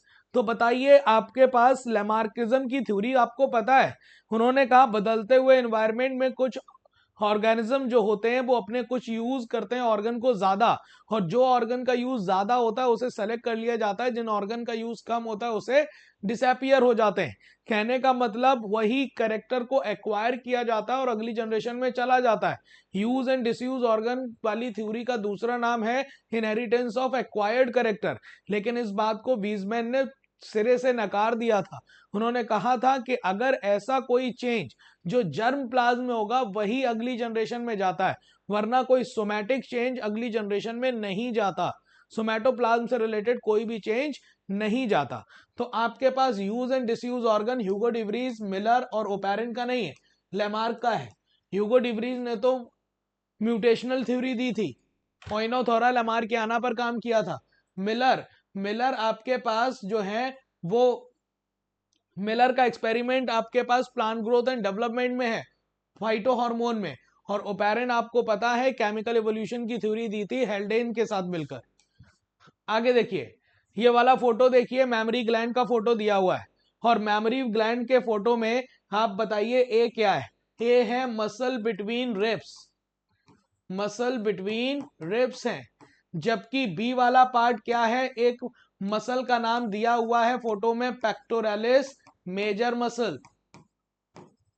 जबकि आप देखिए ई वाला पार्ट क्या होगा? ई वाला पार्ट एम्पुला होगा, जबकि सी वाला लैक्टिफेरस डक्ट। सी क्या होंगे? Lactiferous duct. और डी वाला पार्ट निप्पल है। तो आप मुझे बताइए यहां पर A muscle between ribs, B pectoralis major muscles, C lactiferous duct. C lactiferous duct है, सी ठीक है। डी एम्पुला नहीं है, डी निप्पल है। आपके पास गलत जवाब निकालना है तो ये वाला आ गया है। आपको पता है मेमोरी ग्लैंड्स की बात करी जाए तो मेमोरी लोब्स में बटी होती है 15 से 20। फिर मेमोरी लोब में आपके पास पाई जाती है memory alveoli. Memory alveoli synthesis करती है मिल्क का, फिर मेमोरी टिब्यूल, फिर मेमोरी डक्ट, फिर मेमोरी एम्पुला। और मेमोरी एम्पुला ओपन होता है लैक्टिफेरस डक्ट में, और लैक्टिफेरस डक्ट ओपन होती है लिप्पल में। तो ये पूरा आपको क्रॉस सेक्शन की बात है। आगे देखिए, लिखा हुआ है कि meiosis is very significant process in sexually reproducing organism for evolution. तो कह रहा है मियोसिस बहुत जरूरी है आपके इवोल्यूशन के लिए, और सेक्सुअली रिप्रोड्यूसिंग ऑर्गेनिज्म में देखने को मिलता है। क्यों देखने को मिलता है? बिकॉज मियोसिस डिवीजन के दौरान पैकाइटीन स्टेज में आपके नॉन होमोलोगस क्रोमोसोम के नॉन सिस्टर क्रोमेटिड के बीच में एक्सचेंज ऑफ जेनेटिक मटेरियल होता है, जिसकी वजह से वेरिएशन आता है, जिसकी वजह से रिकॉम्बिनेंट बनते हैं, और रिकॉम्बिनेंट बने, जीन के नए कॉम्बिनेशन बने, उसी को हमने रिकॉम्बिनेशन बोला।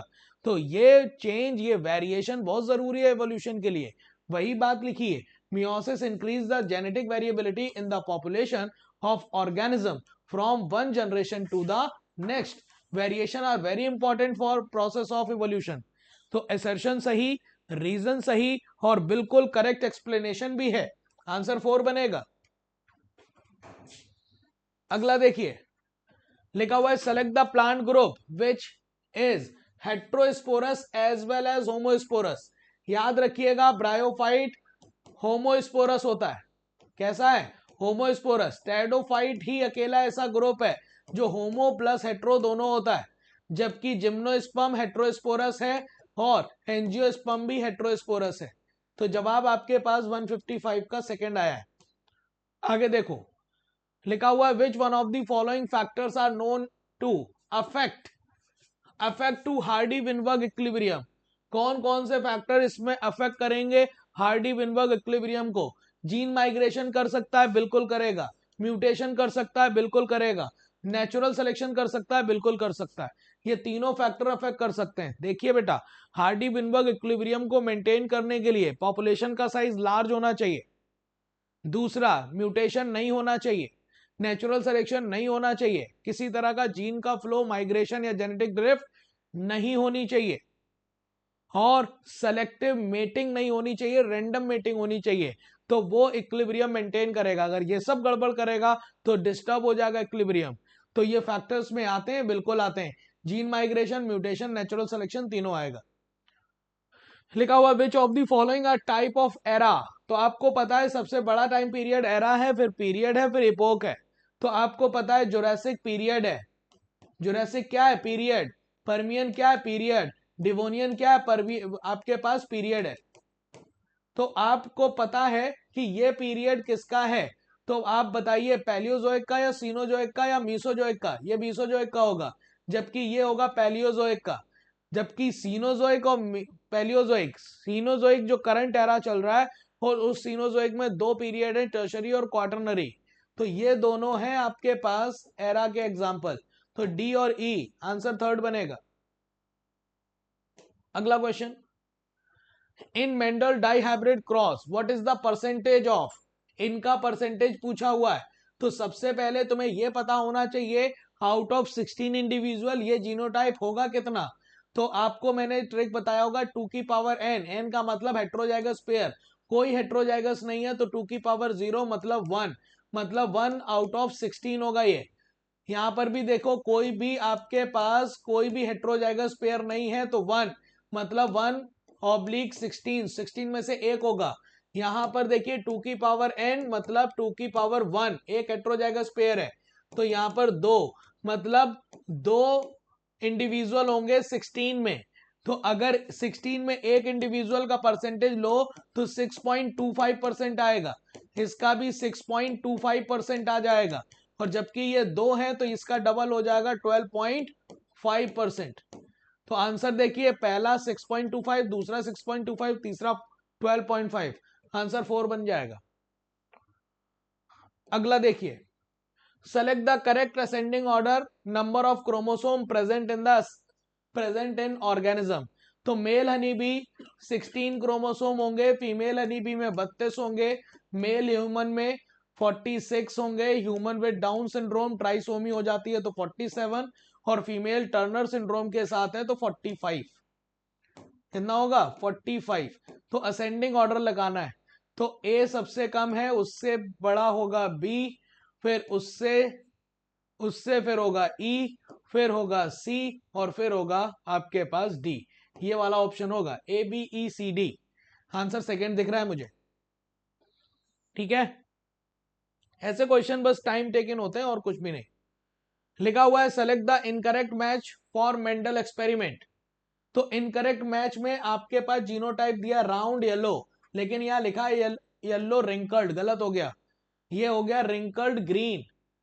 सॉरी, आपके पास राउंड रिंकल्ड और येलो होगा, रिंकल्ड येलो लिखा है, ठीक है। ये टॉल होने वाला है और ये ड्वार्फ होने वाला है। आंसर फर्स्ट गलत है। अगला देखो, लिखा हुआ है कि which of one of the following correct statement for the cancer.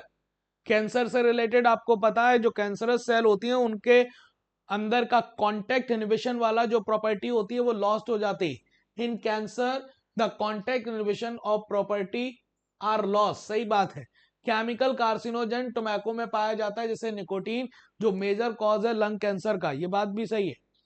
Cancer causing virus oncogenic virus have gene called viral oncogene, ये भी सही है। फिर लिखा हुआ आयोनाइजिंग रेडिएशन एक्सरे, बस यहां पर गड़बड़ है। यहां पर एक्सरे के साथ साथ आपके पास यूवी रेज भी होनी चाहिए थी, और नॉन आयोनाइजिंग में सिर्फ होना चाहिए था गामा रेज। इसका मतलब ये ऑप्शन गलत हो गया। Cancer is one of the dreadest disease of human beings in a globe, बिल्कुल बात सही। तो गलत जवाब सिर्फ टी डी है, तो A B C E answer बनेगा, और वो है फर्स्ट। ए बी सी और ई आंसर बनेगा बेटा, जो कि आंसर आपको दिया हुआ है कि फर्स्ट है। अगला क्वेश्चन देख लो 162। During pregnancy in human female some hormones are secreted more than one tissue और ऑर्गन, बिल्कुल बात सही है। प्रेगनेंसी के दौरान कई फोल्ड में हॉर्मोन्स बढ़ जाते हैं और वो एक ऑर्गन से नहीं कई सारे ऑर्गन से या टिश्यू से निकलते हैं। In human female relaxin hormone secreted by placenta as well as mammary gland, तो as well as mammary gland पर बात गलत है। ये आपके पास रिलैक्सिन प्लेसेंटा के साथ साथ ओवरी से भी रिलीज होता है लेटर फेज ऑफ प्रेगनेंसी में। तो आपके पास असर्शन सही है, रीजन गलत है। Assertion is correct, reason not correct. अगला देख लो, select the correct match. Correct match देखिए, लिखा हुआ है थॉर्न। थॉर्न आपको पता है ना कि एक्सलरी बर्ड का मॉडिफिकेशन है, किसमें पाया जाएगा बोगनविलिया में। ये क्या हो जाएगा ए का 4, और ए का 4 यहां नहीं दिया, यहां नहीं दिया, यहां भी नहीं दिया, आंसर सीधे से 4 आ गया। वैसे तो आप देख लो इंसेक्टिवोरस प्लांट को पिचर प्लांट कहते हैं। लीफ टेंड्रिल आपके पास पी में देखने को मिल सकता है, और फ्लैशी लीव्स आपको गार्लिक और ऑनियन में देखने को मिलेंगी, जो कि फूड के स्टोरेज के लिए होती। अगला देख लो, ये वाला ग्राफ आपने प्लांट ग्रोथ एंड डेवलपमेंट में देखा होगा, और ये है आपके पास एल टी बराबर L not plus R T, और ये आपको पास कौन सी ग्रोथ बता रहा है, अर्थमेटिक या जियोमेट्रिक, तो ये अर्थमेटिक ग्रोथ है। आंसर आपके पास फर्स्ट हो गया। अगला लिखा हुआ है the human body is composed of billion of cells to perform similar function, नहीं भाई साहब, to perform different different function, different different functions, ये गलत हो गया पहला स्टेटमेंट। दूसरा, hydra is made up of different type of cells, the number of cells in each type can be in millions. तो आपको पता हाइड्रा सीलेंट्रेट्स है, सीलेंट्रेट आपके पास टिश्यू लेवल का ऑर्गेनाइजेशन रखेगा, लेकिन मुझे यहां पर जो इस क्वेश्चन के हिसाब से गड़बड़ है वो ये है कि एनसीईआरटी ने यहां मिलियंस नहीं लिखा हुआ है, थाउजेंड्स लिखा हुआ है। अब हाइड्रा में उसके टिश्यू में पाए जाने वाली सेल्स के नंबर आप काउंट करके नहीं आओगे, तो वो हजारों लिखा हुआ है, हजारों सेल्स पाई जाती हैं, यहां पर इन्होंने कह दिया लाखों पाई जाती है। तो आपके पास फिर एनसीईआरटी के उन डिक्टो लाइन को हम लेकर चल सकते हैं, तो आंसर आपके पास ये वाली बात गलत होगी, लेकिन टेक्निकली गलत नहीं होगी। तो अगर मैं आपसे कहूं कि दोनों स्टेटमेंट गलत हैं, तो एनसीईआरटी के अकॉर्डिंग हम वहां पर डिक्टो लाइन को अगर लें तो दोनों गलत हो जाएंगे। 166, growth in plants is largely restricted to specialized region active cell division is called meristem. सही बात है, मेरिस्टेम आपके पास स्पेशलाइज्ड लोकेशन पर पाया जाता है, तभी प्लांट की ग्रोथ लोकलाइज्ड होती है। और ये मेरिस्टेमेटिक सेल आपके रूट एपिकल मेरिस्टेम और शूट एपिकल मेरिस्टेम पर पाई जाती है।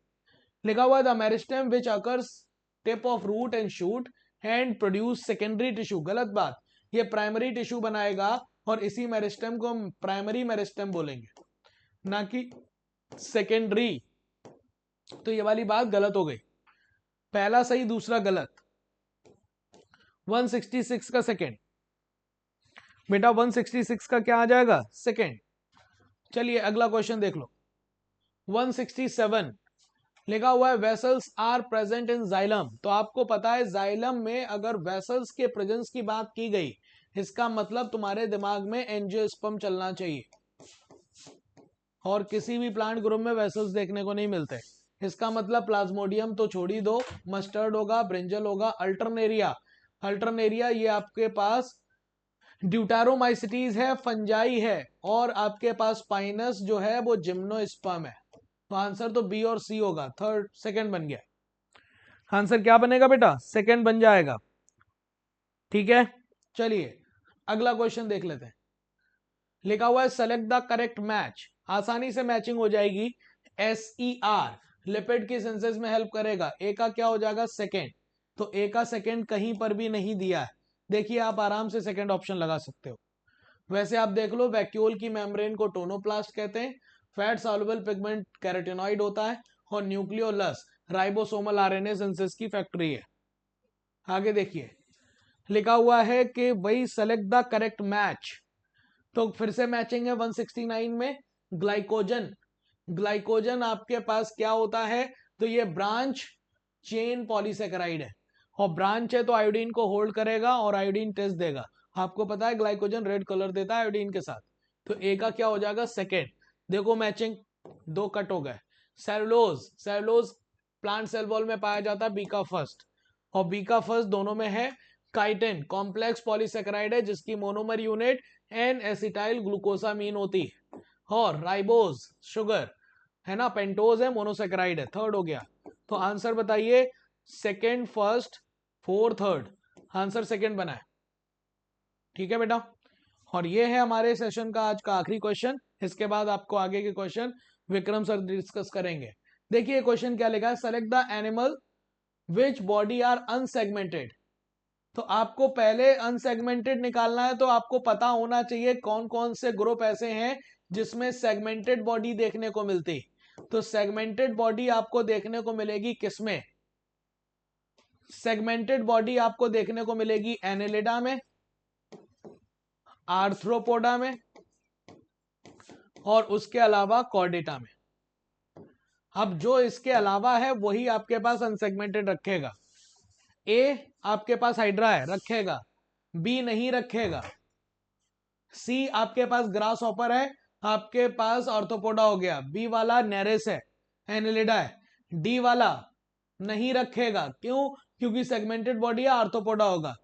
ई मोलस्का है, रखेगा अनसेगमेंटेड। और एफ भी आपके पास मोलस्का है। तो आंसर क्या बन जाएगा 170 का? 170 का 3 आंसर बन जाएगा, 1 2 3, जिसमें अनसेगमेंटेड बॉडी है 3 बनेगा। सेगमेंटेड पूछता तो भी 3 बनता।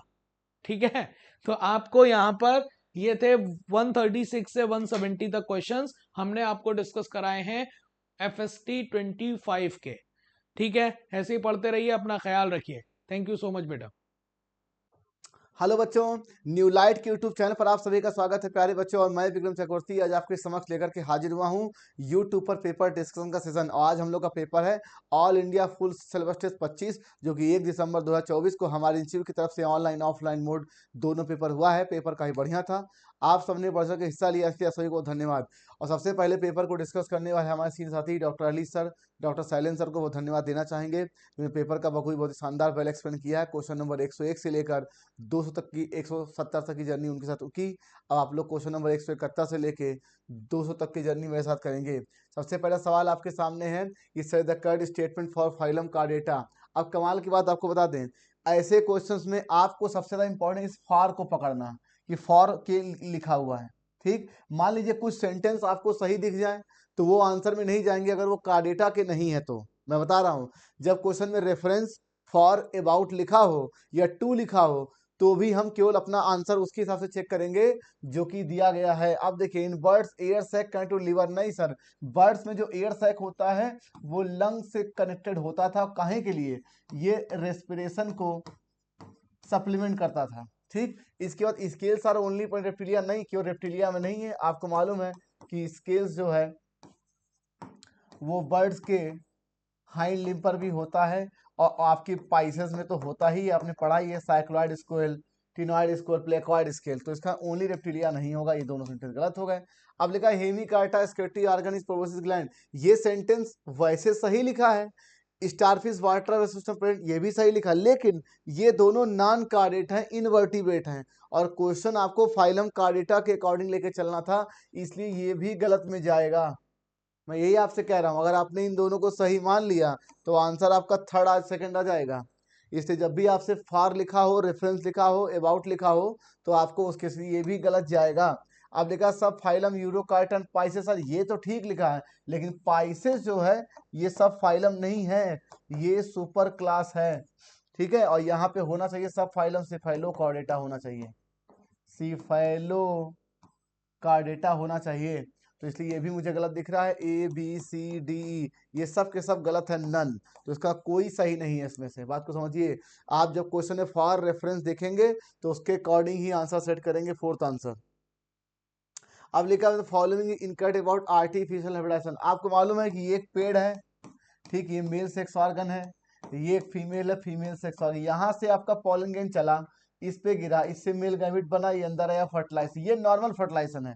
और नॉर्मल फर्टिलाइजेशन में हो सकता हो आपके नए बीड डेवलप नहीं हो पाते हैं। नॉर्मल फर्टिलाइजेशन में क्या होगा, ऑटोगैमी, जिट्टोगैमी, जीनोगैमी तीनों होगा, और हम चाहते हैं कि किसी पौधे में किसी विशेष गुण के लिए हम ब्रीडिंग कराएं, दैट इज क्रॉस ब्रीडिंग, मतलब आपकी प्लांट की ब्रीडिंग करा दें, प्लांट ब्रीडिंग, और इसमें हम प्रेफर करते हैं क्रॉस ब्रीडिंग, ठीक है, या क्रॉस पॉलिनेशन। इससे क्या होता है, कैरेक्टर नए आते हैं, कैरेक्टर नए हो जाते हैं, न्यू हो जाते हैं, और ये बेटर हो जाते हैं। ठीक, तो इसका मतलब जो चीज अपने आप हो जाएगी उसमें सिलेक्शन डिजायरेबल अनडिजायरेबल दोनों जाएगा, लेकिन हम चाहते हैं कि केवल हमारा डिजायर्ड पॉलन ग्रेन गिरे, इसका मतलब ये आर्टिफिशियल हाइब्रिडाइजेशन होगा, क्योंकि पॉलन ग्रेन गिरेगा तो मेल गैमेट बदलेगा। और एक प्रकार से हमने किया कि आपने क्रॉप को इंप्रूव करने का प्रोग्राम किया, बिल्कुल सही है भाई। और आपको मालूम है कि भाई साहब जो आर्टिफिशियल हाइब्रिडाइजेशन लिखा है आपकी बुक में, उसमें दो प्रोसेस, एक आपका इमस्कुलेशन और दूसरा आपकी बैगिंग। अब ये सर क्या चीज है, आपको पता है एक फ्लावर है जिसमें आपका मेल स्टेमेंस है, ठीक, और स्टेमेंस में आपको पता है ये होगा फिलामेंट, और ये हो गया एंथर, एंथर में पॉलन ग्रेन होता है, तो आप, और ये होता है स्टिग्मा, तो आप चाहते हो कि पॉलन ग्रेन यहाँ से गिर के यहाँ ना जाए, तो आपने सबसे पहले इस एंथर को ही हटा दिया, इसी प्रोसेस का नाम इमस्कुलेशन। तो रिमूवल ऑफ एंथर मतलब हमने क्या किया, ऑटोगैमी को प्रिवेंट किया है, ठीक है, हमने एंथर हटा दिया। दूसरी चीज, हम चाहते हैं कि सपोज दैट ये हमारा स्टिग्मा, स्टाइल और ओवरी, इस पर केवल हमारा डिजायर्ड पॉलन ग्रेन गिरे, क्या गिरे, डिजायर्ड पॉलन ग्रेन। ठीक, तो इसके लिए हमने क्या किया, इसको ढक के रखेंगे और अपनी इच्छा के अनुसार पॉलन ग्रेन इस पर डाल देंगे, और जैसे ही ये डालने फिर इसको बंद कर देंगे। इसका मतलब बैगिंग और इमस्कुलेशन दो टेक्निक इसमें होती हैं, पहली बात। दूसरी बात ये है कि एक कंडीशन, एक पेड़ है, इस पर आपका ये बाइसेक्सुअल फ्लावर है, और एक कंडीशन ये है कि आपका ये यूनिसेक्सुअल फ्लावर है, और ये चीज ये है। अब बताइए, हम कह रहे हैं, और एक कंडीशन ये आपकी है जिस पर खाली यूनिसेक्सुअल फ्लावर, या तो पौधे पे फीमेल होगा तो मेल होगा। हम कह रहे इमस्कुलेशन हमने कब किया था, इस ऑटोगैमी को प्रिवेंट करने के लिए एंथर यहां से रिमूव किया था। ठीक, तो एक बात बताइए, अगर पेरेंट बॉडी ही आपकी यूनिसेक्सुअल हो, या तो मेल या तो फीमेल, तो इमस्कुलेशन की कोई नीड नहीं, या मोर नीड नहीं होगा भाई, हमारे पास कोई नीड ही नहीं है इमस्कुलेशन करने की। इमस्कुलेशन करने का उद्देश्य क्या था कि ऑटोगैमी को प्रिवेंट करना है, जिट्नोगैमी मान लें कि हम नहीं चाहते कि इसका यहाँ पे आके गिरे, तो हमने क्या किया, अगर क्या लिखा, फीमेल पेरेंट, जब इन्होंने फीमेल पेरेंट बोल दिया, इसका मतलब कि फ्लावर भी यूनिसेक्सुअल है और प्लांट भी यूनिसेक्सुअल। ये कंडीशन कुछ ऐसी है, ये आपकी गाइनोसियम वाली है, और ये कंडीशन कुछ आपकी एंड्रोसियम वाली, तो ये दोनों गलत है भाई। क्या आंसर आ गया, थर्ड। और यहाँ लिखा sir incorrect option prokaryotic cell. अब प्रोकैरियोटिक सेल की अगर हम बात करें तो आप बैक्टीरिया से चलेंगे, उसके बाद माइकोप्लाज्मा भी आएगा, और उसके बाद हमारा आर्कीबैक्टीरिया भी आएगा। इतनी चीजें प्रोकैरियोटिक सेल में आ जाएंगी, और पीपीएलओ भी आ जाएगा। लेकिन सर प्रोकैरियोटिक हो गया, माइकोप्लाज्मा हो गया, और पीपीएलओ हो गया, सही हो गया। अब देखिए क्रोमेटोफोर आपको पता होता ही है, ये वो आपकी पिगमेंट मेम्ब्रेन का एक्सटेंशन होता है जिसके थ्रू आपकी फोटोसिंथेसिस चलती है। ठीक, मीजोसोम आपको पता है ये भी मेम्ब्रेन का एक्सटेंशन है। ये रेस्पिरेशन के लिए है, ये रेस्पिरेशन के लिए है, ये फोटोसिंथेसिस के लिए है, और डीएनए आरएनए तो होता ही है। एंडो मेम्ब्रेन सिस्टम जो है ये यूकैरियोटिक सेल की प्रॉपर्टी है, ये आपको पता होना चाहिए। ठीक, क्यों? क्योंकि आपको पता है कि एक सेल है, इसमें आपका endoplasmic reticulum, Golgi body, lysosome और वैक्यूल, ये आपस में इनके फंक्शन वेल कोऑर्डिनेट होते थे, और ये सब के सब कैरेक्टर किसके? यूकैरियोटिक सेल के। इसका मतलब यही इनकरेक्ट ऑप्शन है किसके लिए? प्रोकैरियोटिक सेल के लिए, तो ओनली ई। सेकेंड, अब यहाँ पर डीएनए आरएनए लिखा हुआ है तो सिंगल सर्कुलर डीएनए आप कह सकते हैं, और राइबोसोम होता तो भी कट जाता भाई। ठीक, तो सेकेंड आंसर। अब लिखा in all angiospermic plant only one embryo are present ovule. नहीं सर, आप अगर ये बात तब बोलते जब आप पॉली एम्ब्रियोनी की डिस्कवरी ना हुई होती। पॉली एम्ब्रियोनी ये कहती है कि सपोज ये सिट्रस का पौधा है, उसमें फल के अंदर एक ओव्यूल है, उसमें कई सारे मेनी एम्ब्रियो होते हैं। ठीक, मोस्ट ऑफ द प्लांट हो सकता है लेकिन सारे एंजियो प्लांट में नहीं होता, इसलिए गलत सेंटेंस है। क्यों? पॉली एम्ब्रियोनिक केस आपने देखा है मैंगो में, सिट्रस में, और इन citrus each ovule contains many, ये सेंटेंस सही है। तो मुझे पहला गलत दिख रहा है, और रीजन का असर्शन गलत दिख रहा है, और रीजन राइट दिख रहा है। क्यों? क्योंकि सभी एंजियोस्पर्मिक प्लांट में केवल एक एम्ब्रियो उसके ओव्यूल नहीं होते। जो पॉली एम्ब्रियोनी वाले प्लांट, सिट्रस है, मैंगो है, उनमें एक ओव्यूल में एक से ज्यादा एम्ब्रियो होते हैं भाई। Third answer. अब लिखा viability period of pollen grain highly variable. अब देखिए इसको दो तरीके से एक्सप्लेन कर सकते हैं, या तो इसके मैकेनिज्म पे जाएं, या इसके एग्जांपल के बिहाफ पर हम ये बता सकते हैं कि पॉलन ग्रेन की वाइबिलिटी वेरिएबल होती है। उसका एग्जांपल देखिए, सीरियल्स में कुछ मिनटों केवल 30 मिनट का है। ठीक, और हम देख रहे हैं कि ये 3 फैमिलीज हैं जिसमें ये महीनों तक होता है। इसका मतलब इसके वाइबिलिटी पीरियड में, वाइबिलिटी पीरियड में हमें क्या दिख रहा है? वेरिएशंस दिख रहे हैं। ठीक है, तो ये दोनों सही हैं, और ये इसका करेक्ट एक्सप्रेशन है, दैट इज फोर्थ आंसर। अब देखिए आपको मालूम था जब आप oogenesis की बात कर रहे थे तो ये रहा प्राइमरी oocyte, और इससे पहला मियोसिस 1 हुआ। ठीक, और उसके बाद ये रहा आपका फर्स्ट पोलर बॉडी मान लीजिए, और प्लस बना आपका सेकेंडरी oocyte। ठीक, और सेकेंड, अब देखिए ये छोटा होता है, ये थोड़ा बड़ा बनता है, यही है अनइक्वल डिवीजन, ये भी अनइक्वल। और उसके बाद जब मियोसिस 2 होगा तो फिर छोटा सा पोलर बॉडी सेकंड बनेगा, बड़ा सा ओवम बने, ये भी अनइक्वल है। चाहे फर्स्ट मियोसिस होता चाहे सेकंड, दोनों ही अनइक्वल होते, ये बात ध्यान रखिएगा।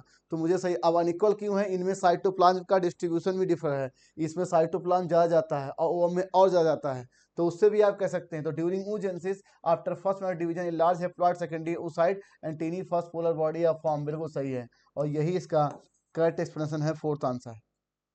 अब लिखा लाइट रिएक्शन, आपको पता है कि अगर हम बात करें क्लोरोप्लास्ट की, क्लोरोप्लास्ट, ठीक, तो इसमें लाइट रिएक्शन होती है ग्रेना में, और डार्क रिएक्शन होती है स्टोमा में। ठीक, और ये क्या है? एक प्रकार से डिवीजन ऑफ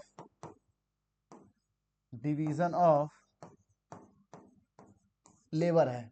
ठीक है, लाइट रिएक्शन और डार्क रिएक्शन ग्रेना में, तो लाइट रिएक्शन हो गया ग्रेना में ए फर्स्ट, और डार्क रिएक्शन स्टोमा में बी सेकेंड, और जेंथोफिल का कलर येलो है, और मैक्सिमम फॉर ब्लू और रेड में होता है। ठीक, अब वैसे भी आप देख सकते हैं अगर हम क्लोरोफिल ए के कलर की बात करें तो ये ब्राइट आर ब्लू ग्रीन होगा।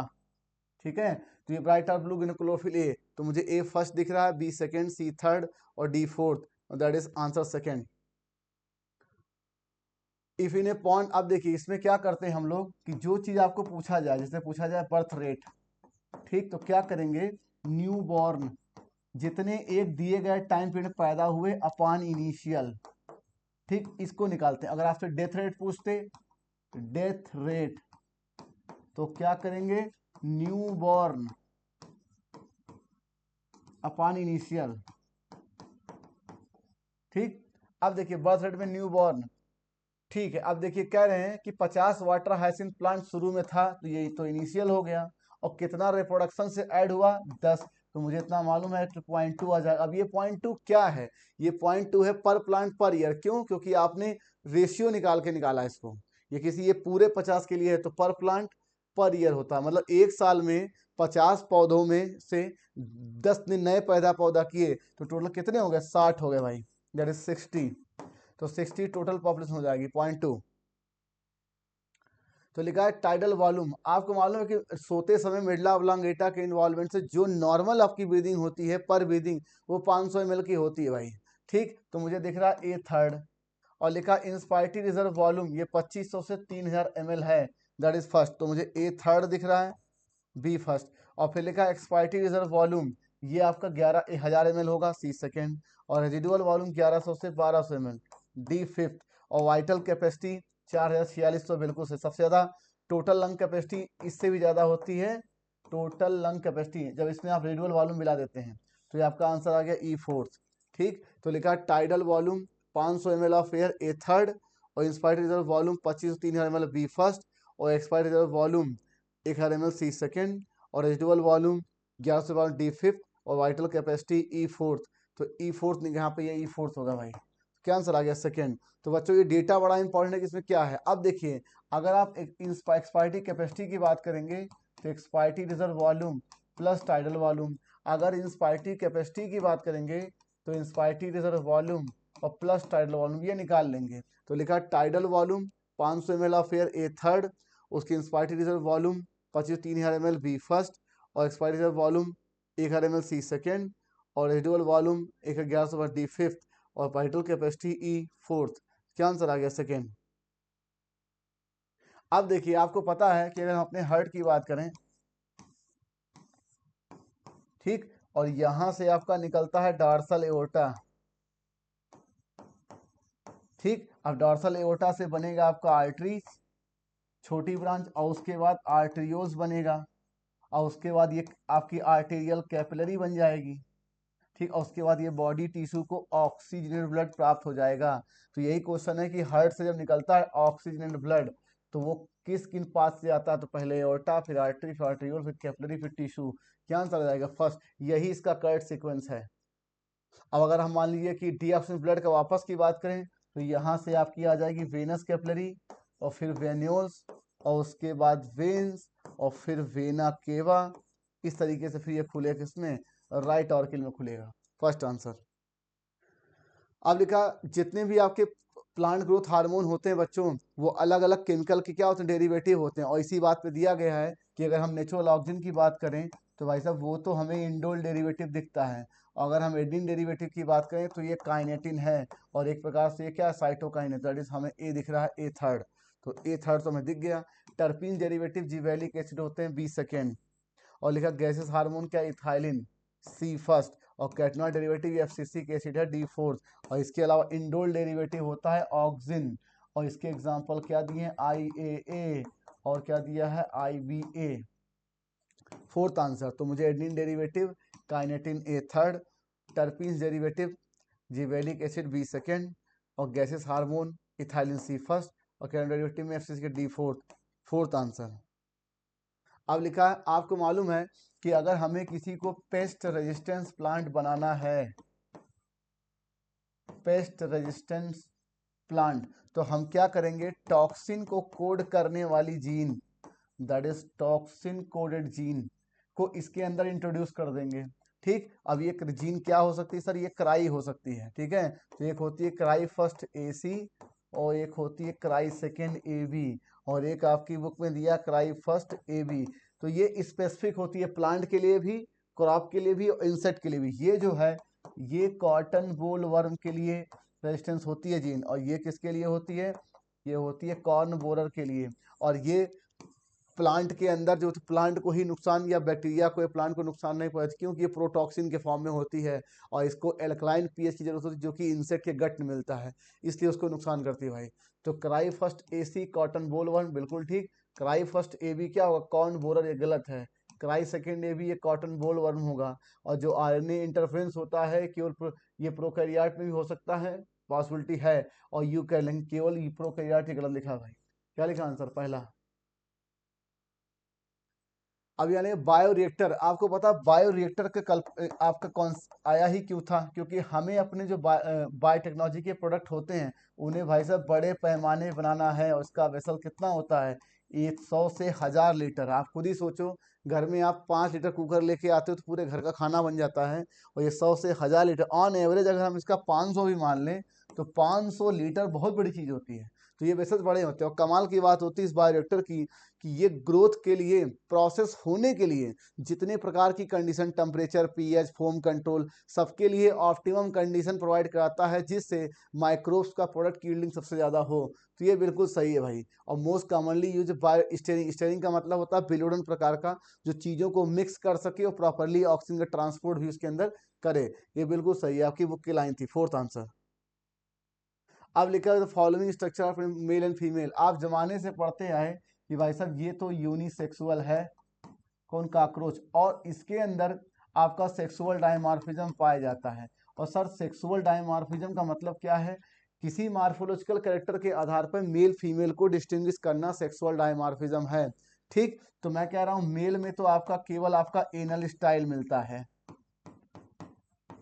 ठीक, और इसमें एनल सरकाई भी होती है, लेकिन ये फीमेल में भी होती है, ठीक, एनल सरकाई भी होती है, ठीक, इन दोनों में होती है।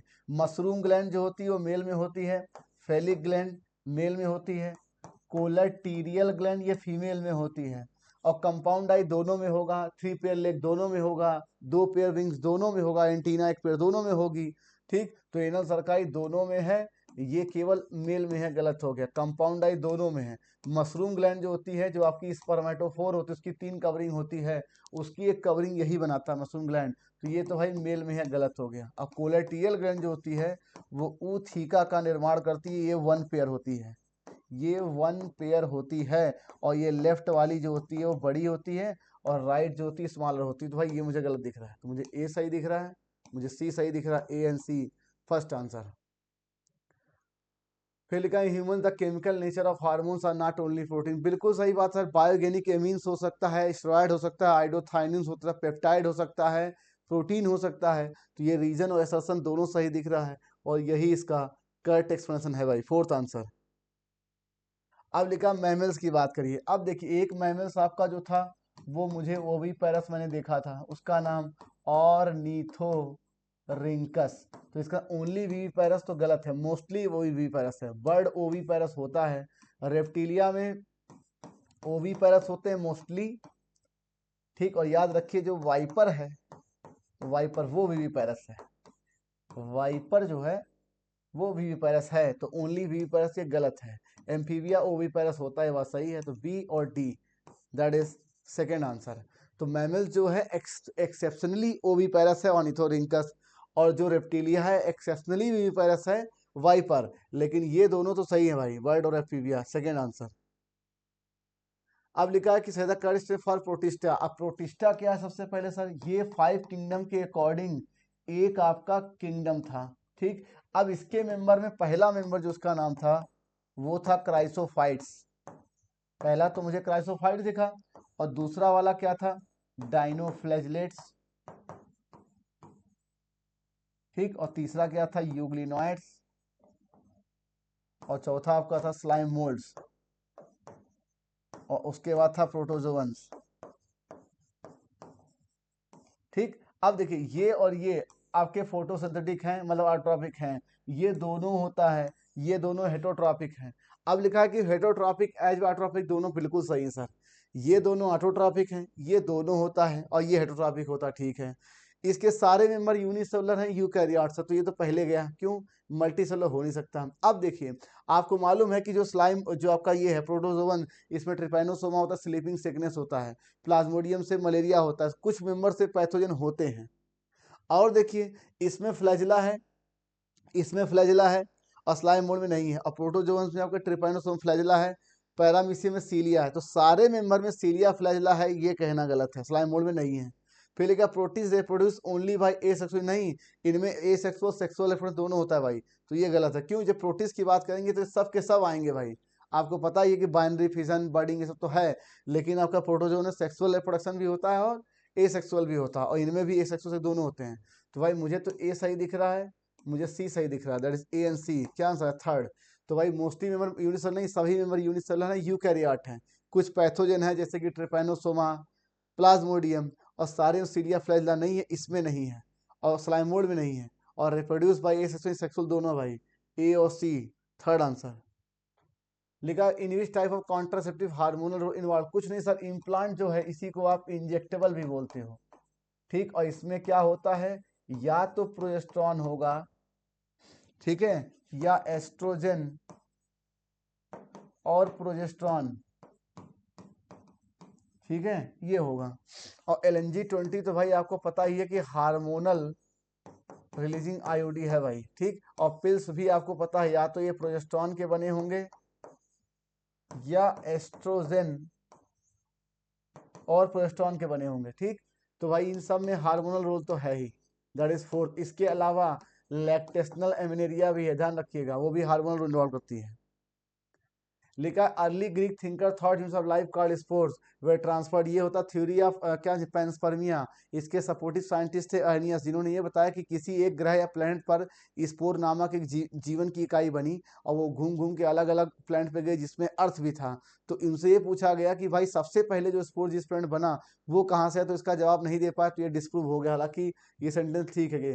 For a long time it was also, ये है थ्योरी ऑफ एबायोजेनेसिस, ठीक है। एबायोजेनेसिस है भाई, स्पॉन्टेनियस है, मतलब अपने आप किसी निगेटिव व्यक्ति से या मड से, कीचड़ से, गंदगी से अपने आप कोई नया जीवन पैदा हो गया, ये कहना ये चाहते हैं। और इसके सपोर्टिव साइंटिस्ट थे वॉन हेलमोंट, लेजरस फ्लैंजली। फिर इसको डिस्प्रूव किया साइंटिस्ट ने लुइस पास्चर ने, स्वान ने, के एक्सपेरिमेंट के माध्यम से, कि नहीं भाई जीवन हमेशा अपने पुराने से विद्यमान, मतलब उपस्थित एग्जिस्टिंग लाइफ से ही कोई नया जीवन आया है, ठीक।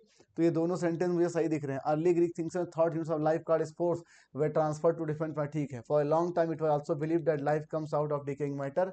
दोनों सेंटेंस सही हैं, दैट इज फोर्थ आंसर। आज क्वेश्चन नंबर 190। देखा, solanum melongena are incorrect scientific name of brinjal. आपको मालूम था कि जो बाइनोमियल नॉमेनक्लेचर की बात कही गई, तो उसमें कहा गया पहला लेटर जीनस से होना चाहिए, बड़े से लिखा जाना चाहिए, और ये इटैलिक से लिखा जाना चाहिए, ठीक। और दूसरा लेटर होना चाहिए स्मॉल से, दैट इज सोलेनम मेलॉन्जेना। अगर मैं बैगन की बात करूं तो बैगन, ठीक। तो ये कहा गया कि ये इनकरेक्ट नेम क्यों है, क्योंकि इसमें ये लेटर जो लिखा है वो कैपिटल से लिखा है, ठीक। तो इसका मतलब ये इनकरेक्ट है, ये बात तो ठीक है। In the given scientific name of brinjal specific epithet starts with the capital letter but it must be start with small. मतलब ये कहना चाहते रीजन में कि इस दिए गए नाम में, ब्रिंजल के साइंटिफिक नेम में जो स्पेसिफिक एपिथेट है उसका स्टार्ट हो रहा है कैपिटल लेटर से, लेकिन इसको किससे स्टार्ट होना चाहिए? स्मॉल लेटर से। बिल्कुल सही है सर, इसीलिए गलत इसका नाम है।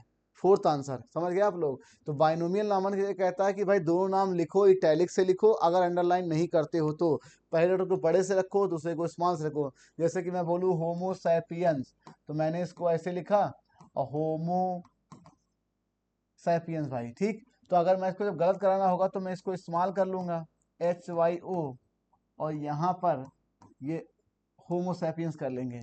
तो ये कहना ये चाहते रीजन में कि इस नाम में ब्रिंजल के स्पेसिफिक इसको कैपिटल से स्टार्ट है, जबकि होना चाहिए इसको स्मॉल से, इसलिए गलत है, फोर्थ आंसर। अब लिखा है कि से द कर्स फॉर 5 किंगडम। आपको बता 5 किंगडम में पहला किंगडम तो मोनरा है, दूसरा प्रोटिस्टा है, तीसरा मुझे पंजाई है, और चौथा एनमेलिया है, मतलब प्लांटी है, उसके बाद क्या है? एनमेलिया है।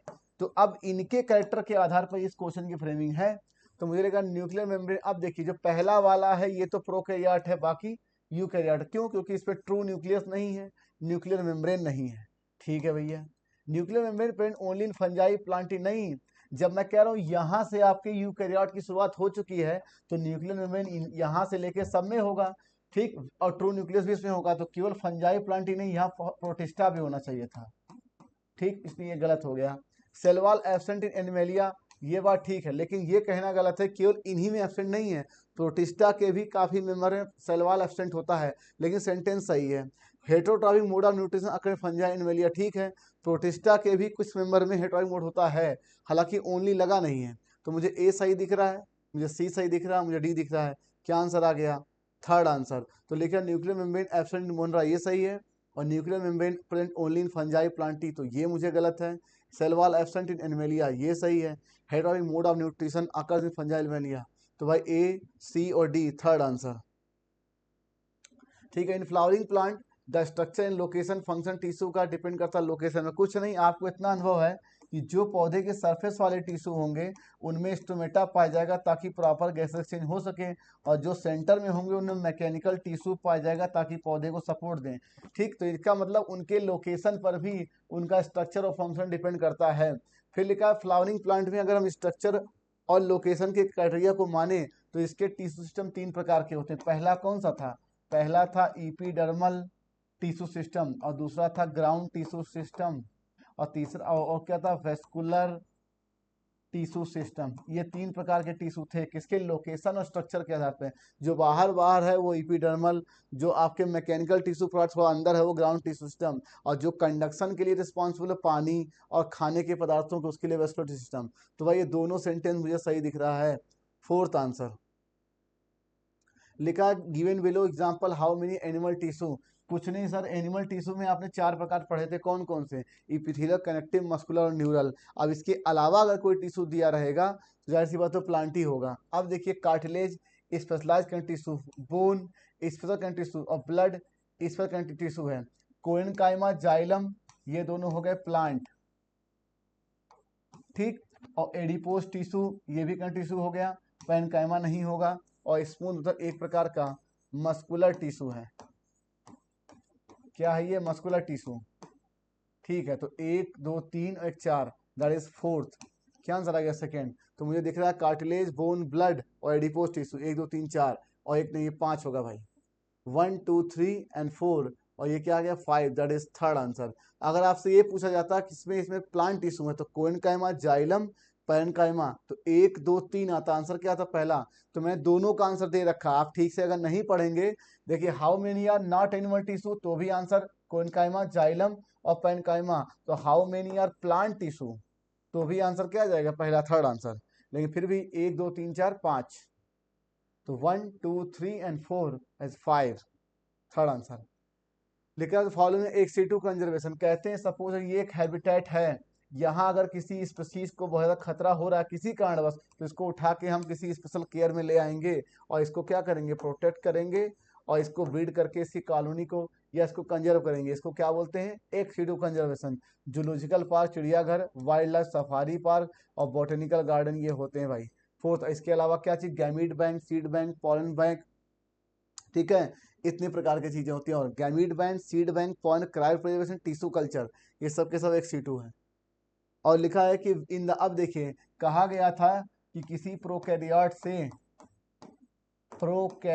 से कोई रेस्ट्रिक्शन एंजाइम जब निकलता है तो उसकी नेमिंग करने के लिए हम उसमें कई प्रकार के नाम लिखते हैं। इको, आर, फर्स्ट जो पहला लेटर होगा वो जीनस को रिप्रेजेंट करेगा, और दूसरा वाला स्पीसीज, और ये करेगा स्ट्रेन, और इसके बाद ये वाला जो होगा आपका लास्ट में डिजिट लिखा जाएगा, फर्स्ट सेकंड थर्ड या 13, वो ये बताएगा कि इस स्ट्रेन के बैक्टीरिया से आपने किस ऑर्डर में इसको एक्सट्रैक्ट किया, दैट इज रोमन नंबर।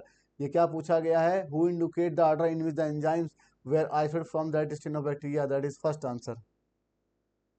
अब लिखा से एल्कलॉइड। अब देखिए मॉर्फिन जो आपकी लिखी गई है एल्कलॉइड, अब देखिए ये सारे के सारे केमिकल आपके ह्यूमन हेल्थ डिजीज के चैप्टर में हैं, लेकिन एल्कलॉइड जो है वो इसके लिए लिखा हुआ है, इसके लिए लिखा हुआ है। मॉर्फिन एल्कलॉइड है, ये आपके सेकेंडरी मेटाबोलाइट वाले चार्ट में लिखा है बायोमॉलिक्यूल में, तो ये भी एल्कलॉइड है, ये भी एल्कलॉइड है, ये नहीं, ये भी एल्कलॉइड है, ये भी है। और आपको मालूम है कि जो आपका ये है एलेनिन, एक प्रकार का एमिनो एसिड है।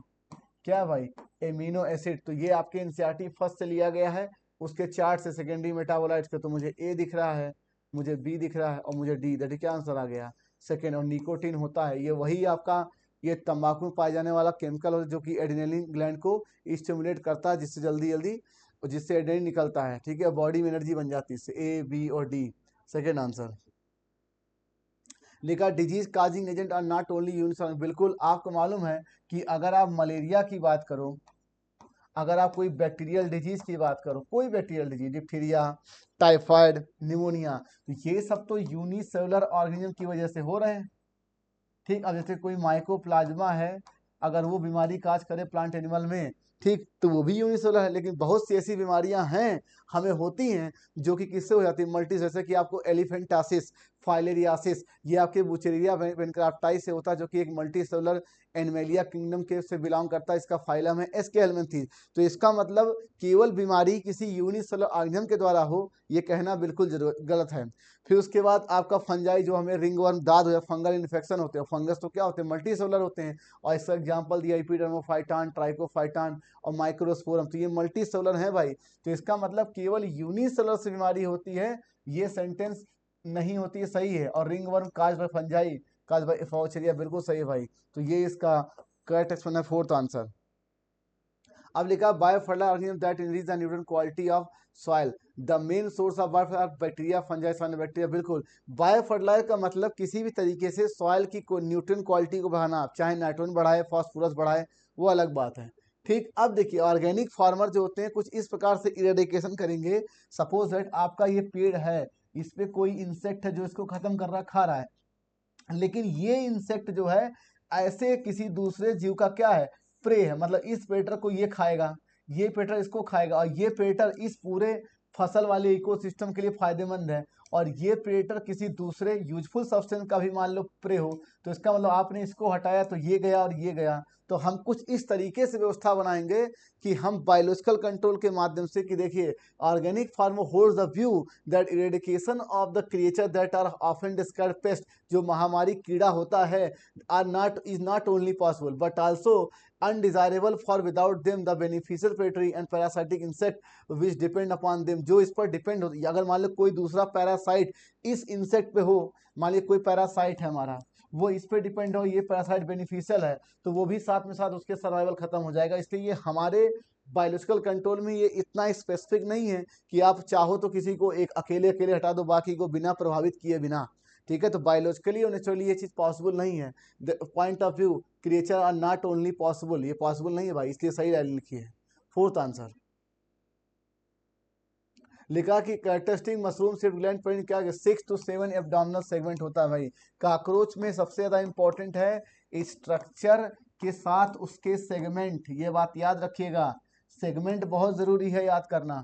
ठीक है, और ये मशरूम स्टेम ग्लैंड जो होती है वो एसेसिव ग्लैंड है, और ये स्पर्मेटोफोर की कवरिंग बनाती है भाई। ठीक, फर्स्ट आंसर। अब देखिए फॉलोइंग इज एड्रेनालिन, एड्रेनालिन एक प्रकार का इमरजेंसी हार्मोन है, और जो कि इमरजेंसी कंडीशन में निकलता है। आपको पता है इमरजेंसी कंडीशन क्या होगी, इमरजेंसी कंडीशन क्या होगी कि शरीर की सारी एक्टिविटी इतनी फास्ट हो जाएगी आपकी उम्मीद से बढ़कर। जैसे एक भूकंप का आशंका लग गया तो हम उतने नॉर्मली बहुत तेजी से भागेंगे, शरीर में हार्ट बीट बढ़ेगा, ब्रीदिंग रेट बढ़ेगा, पल्स रेट बढ़ेगा, ब्लड फ्लो बढ़ेगा, ब्लड प्रेशर बढ़ेगा, और पसीना बहुत, क्योंकि हम दौड़ेंगे तो मेटाबॉलिक रेट बढ़ेगा, तो पसीना ही ज्यादा होगा। जो होंगे इसको आपके रोए होंगे, थोड़े से खड़े हो जाएंगे, उसको बोलेंगे पाइलो इरेक्शन। और आंखों, आप नॉर्मल तरीके से नहीं, आप एकदम बिल्कुल सजग हो चलोगे। जब तेज दौड़ता आदमी तो गिरने और लड़खड़ाने की, चोट खाने की, किसी टकराने के चांसेस होते हैं, तो आंखें एकदम चढ़ी सी हो जाएंगी। तो बिल्कुल सही है कि पिपरी डायलेशन हो जाएगा, पाइलो इरेक्शन और पसीना बहुत होगा। इसके अलावा हार्ट बीट बढ़ जाएगी,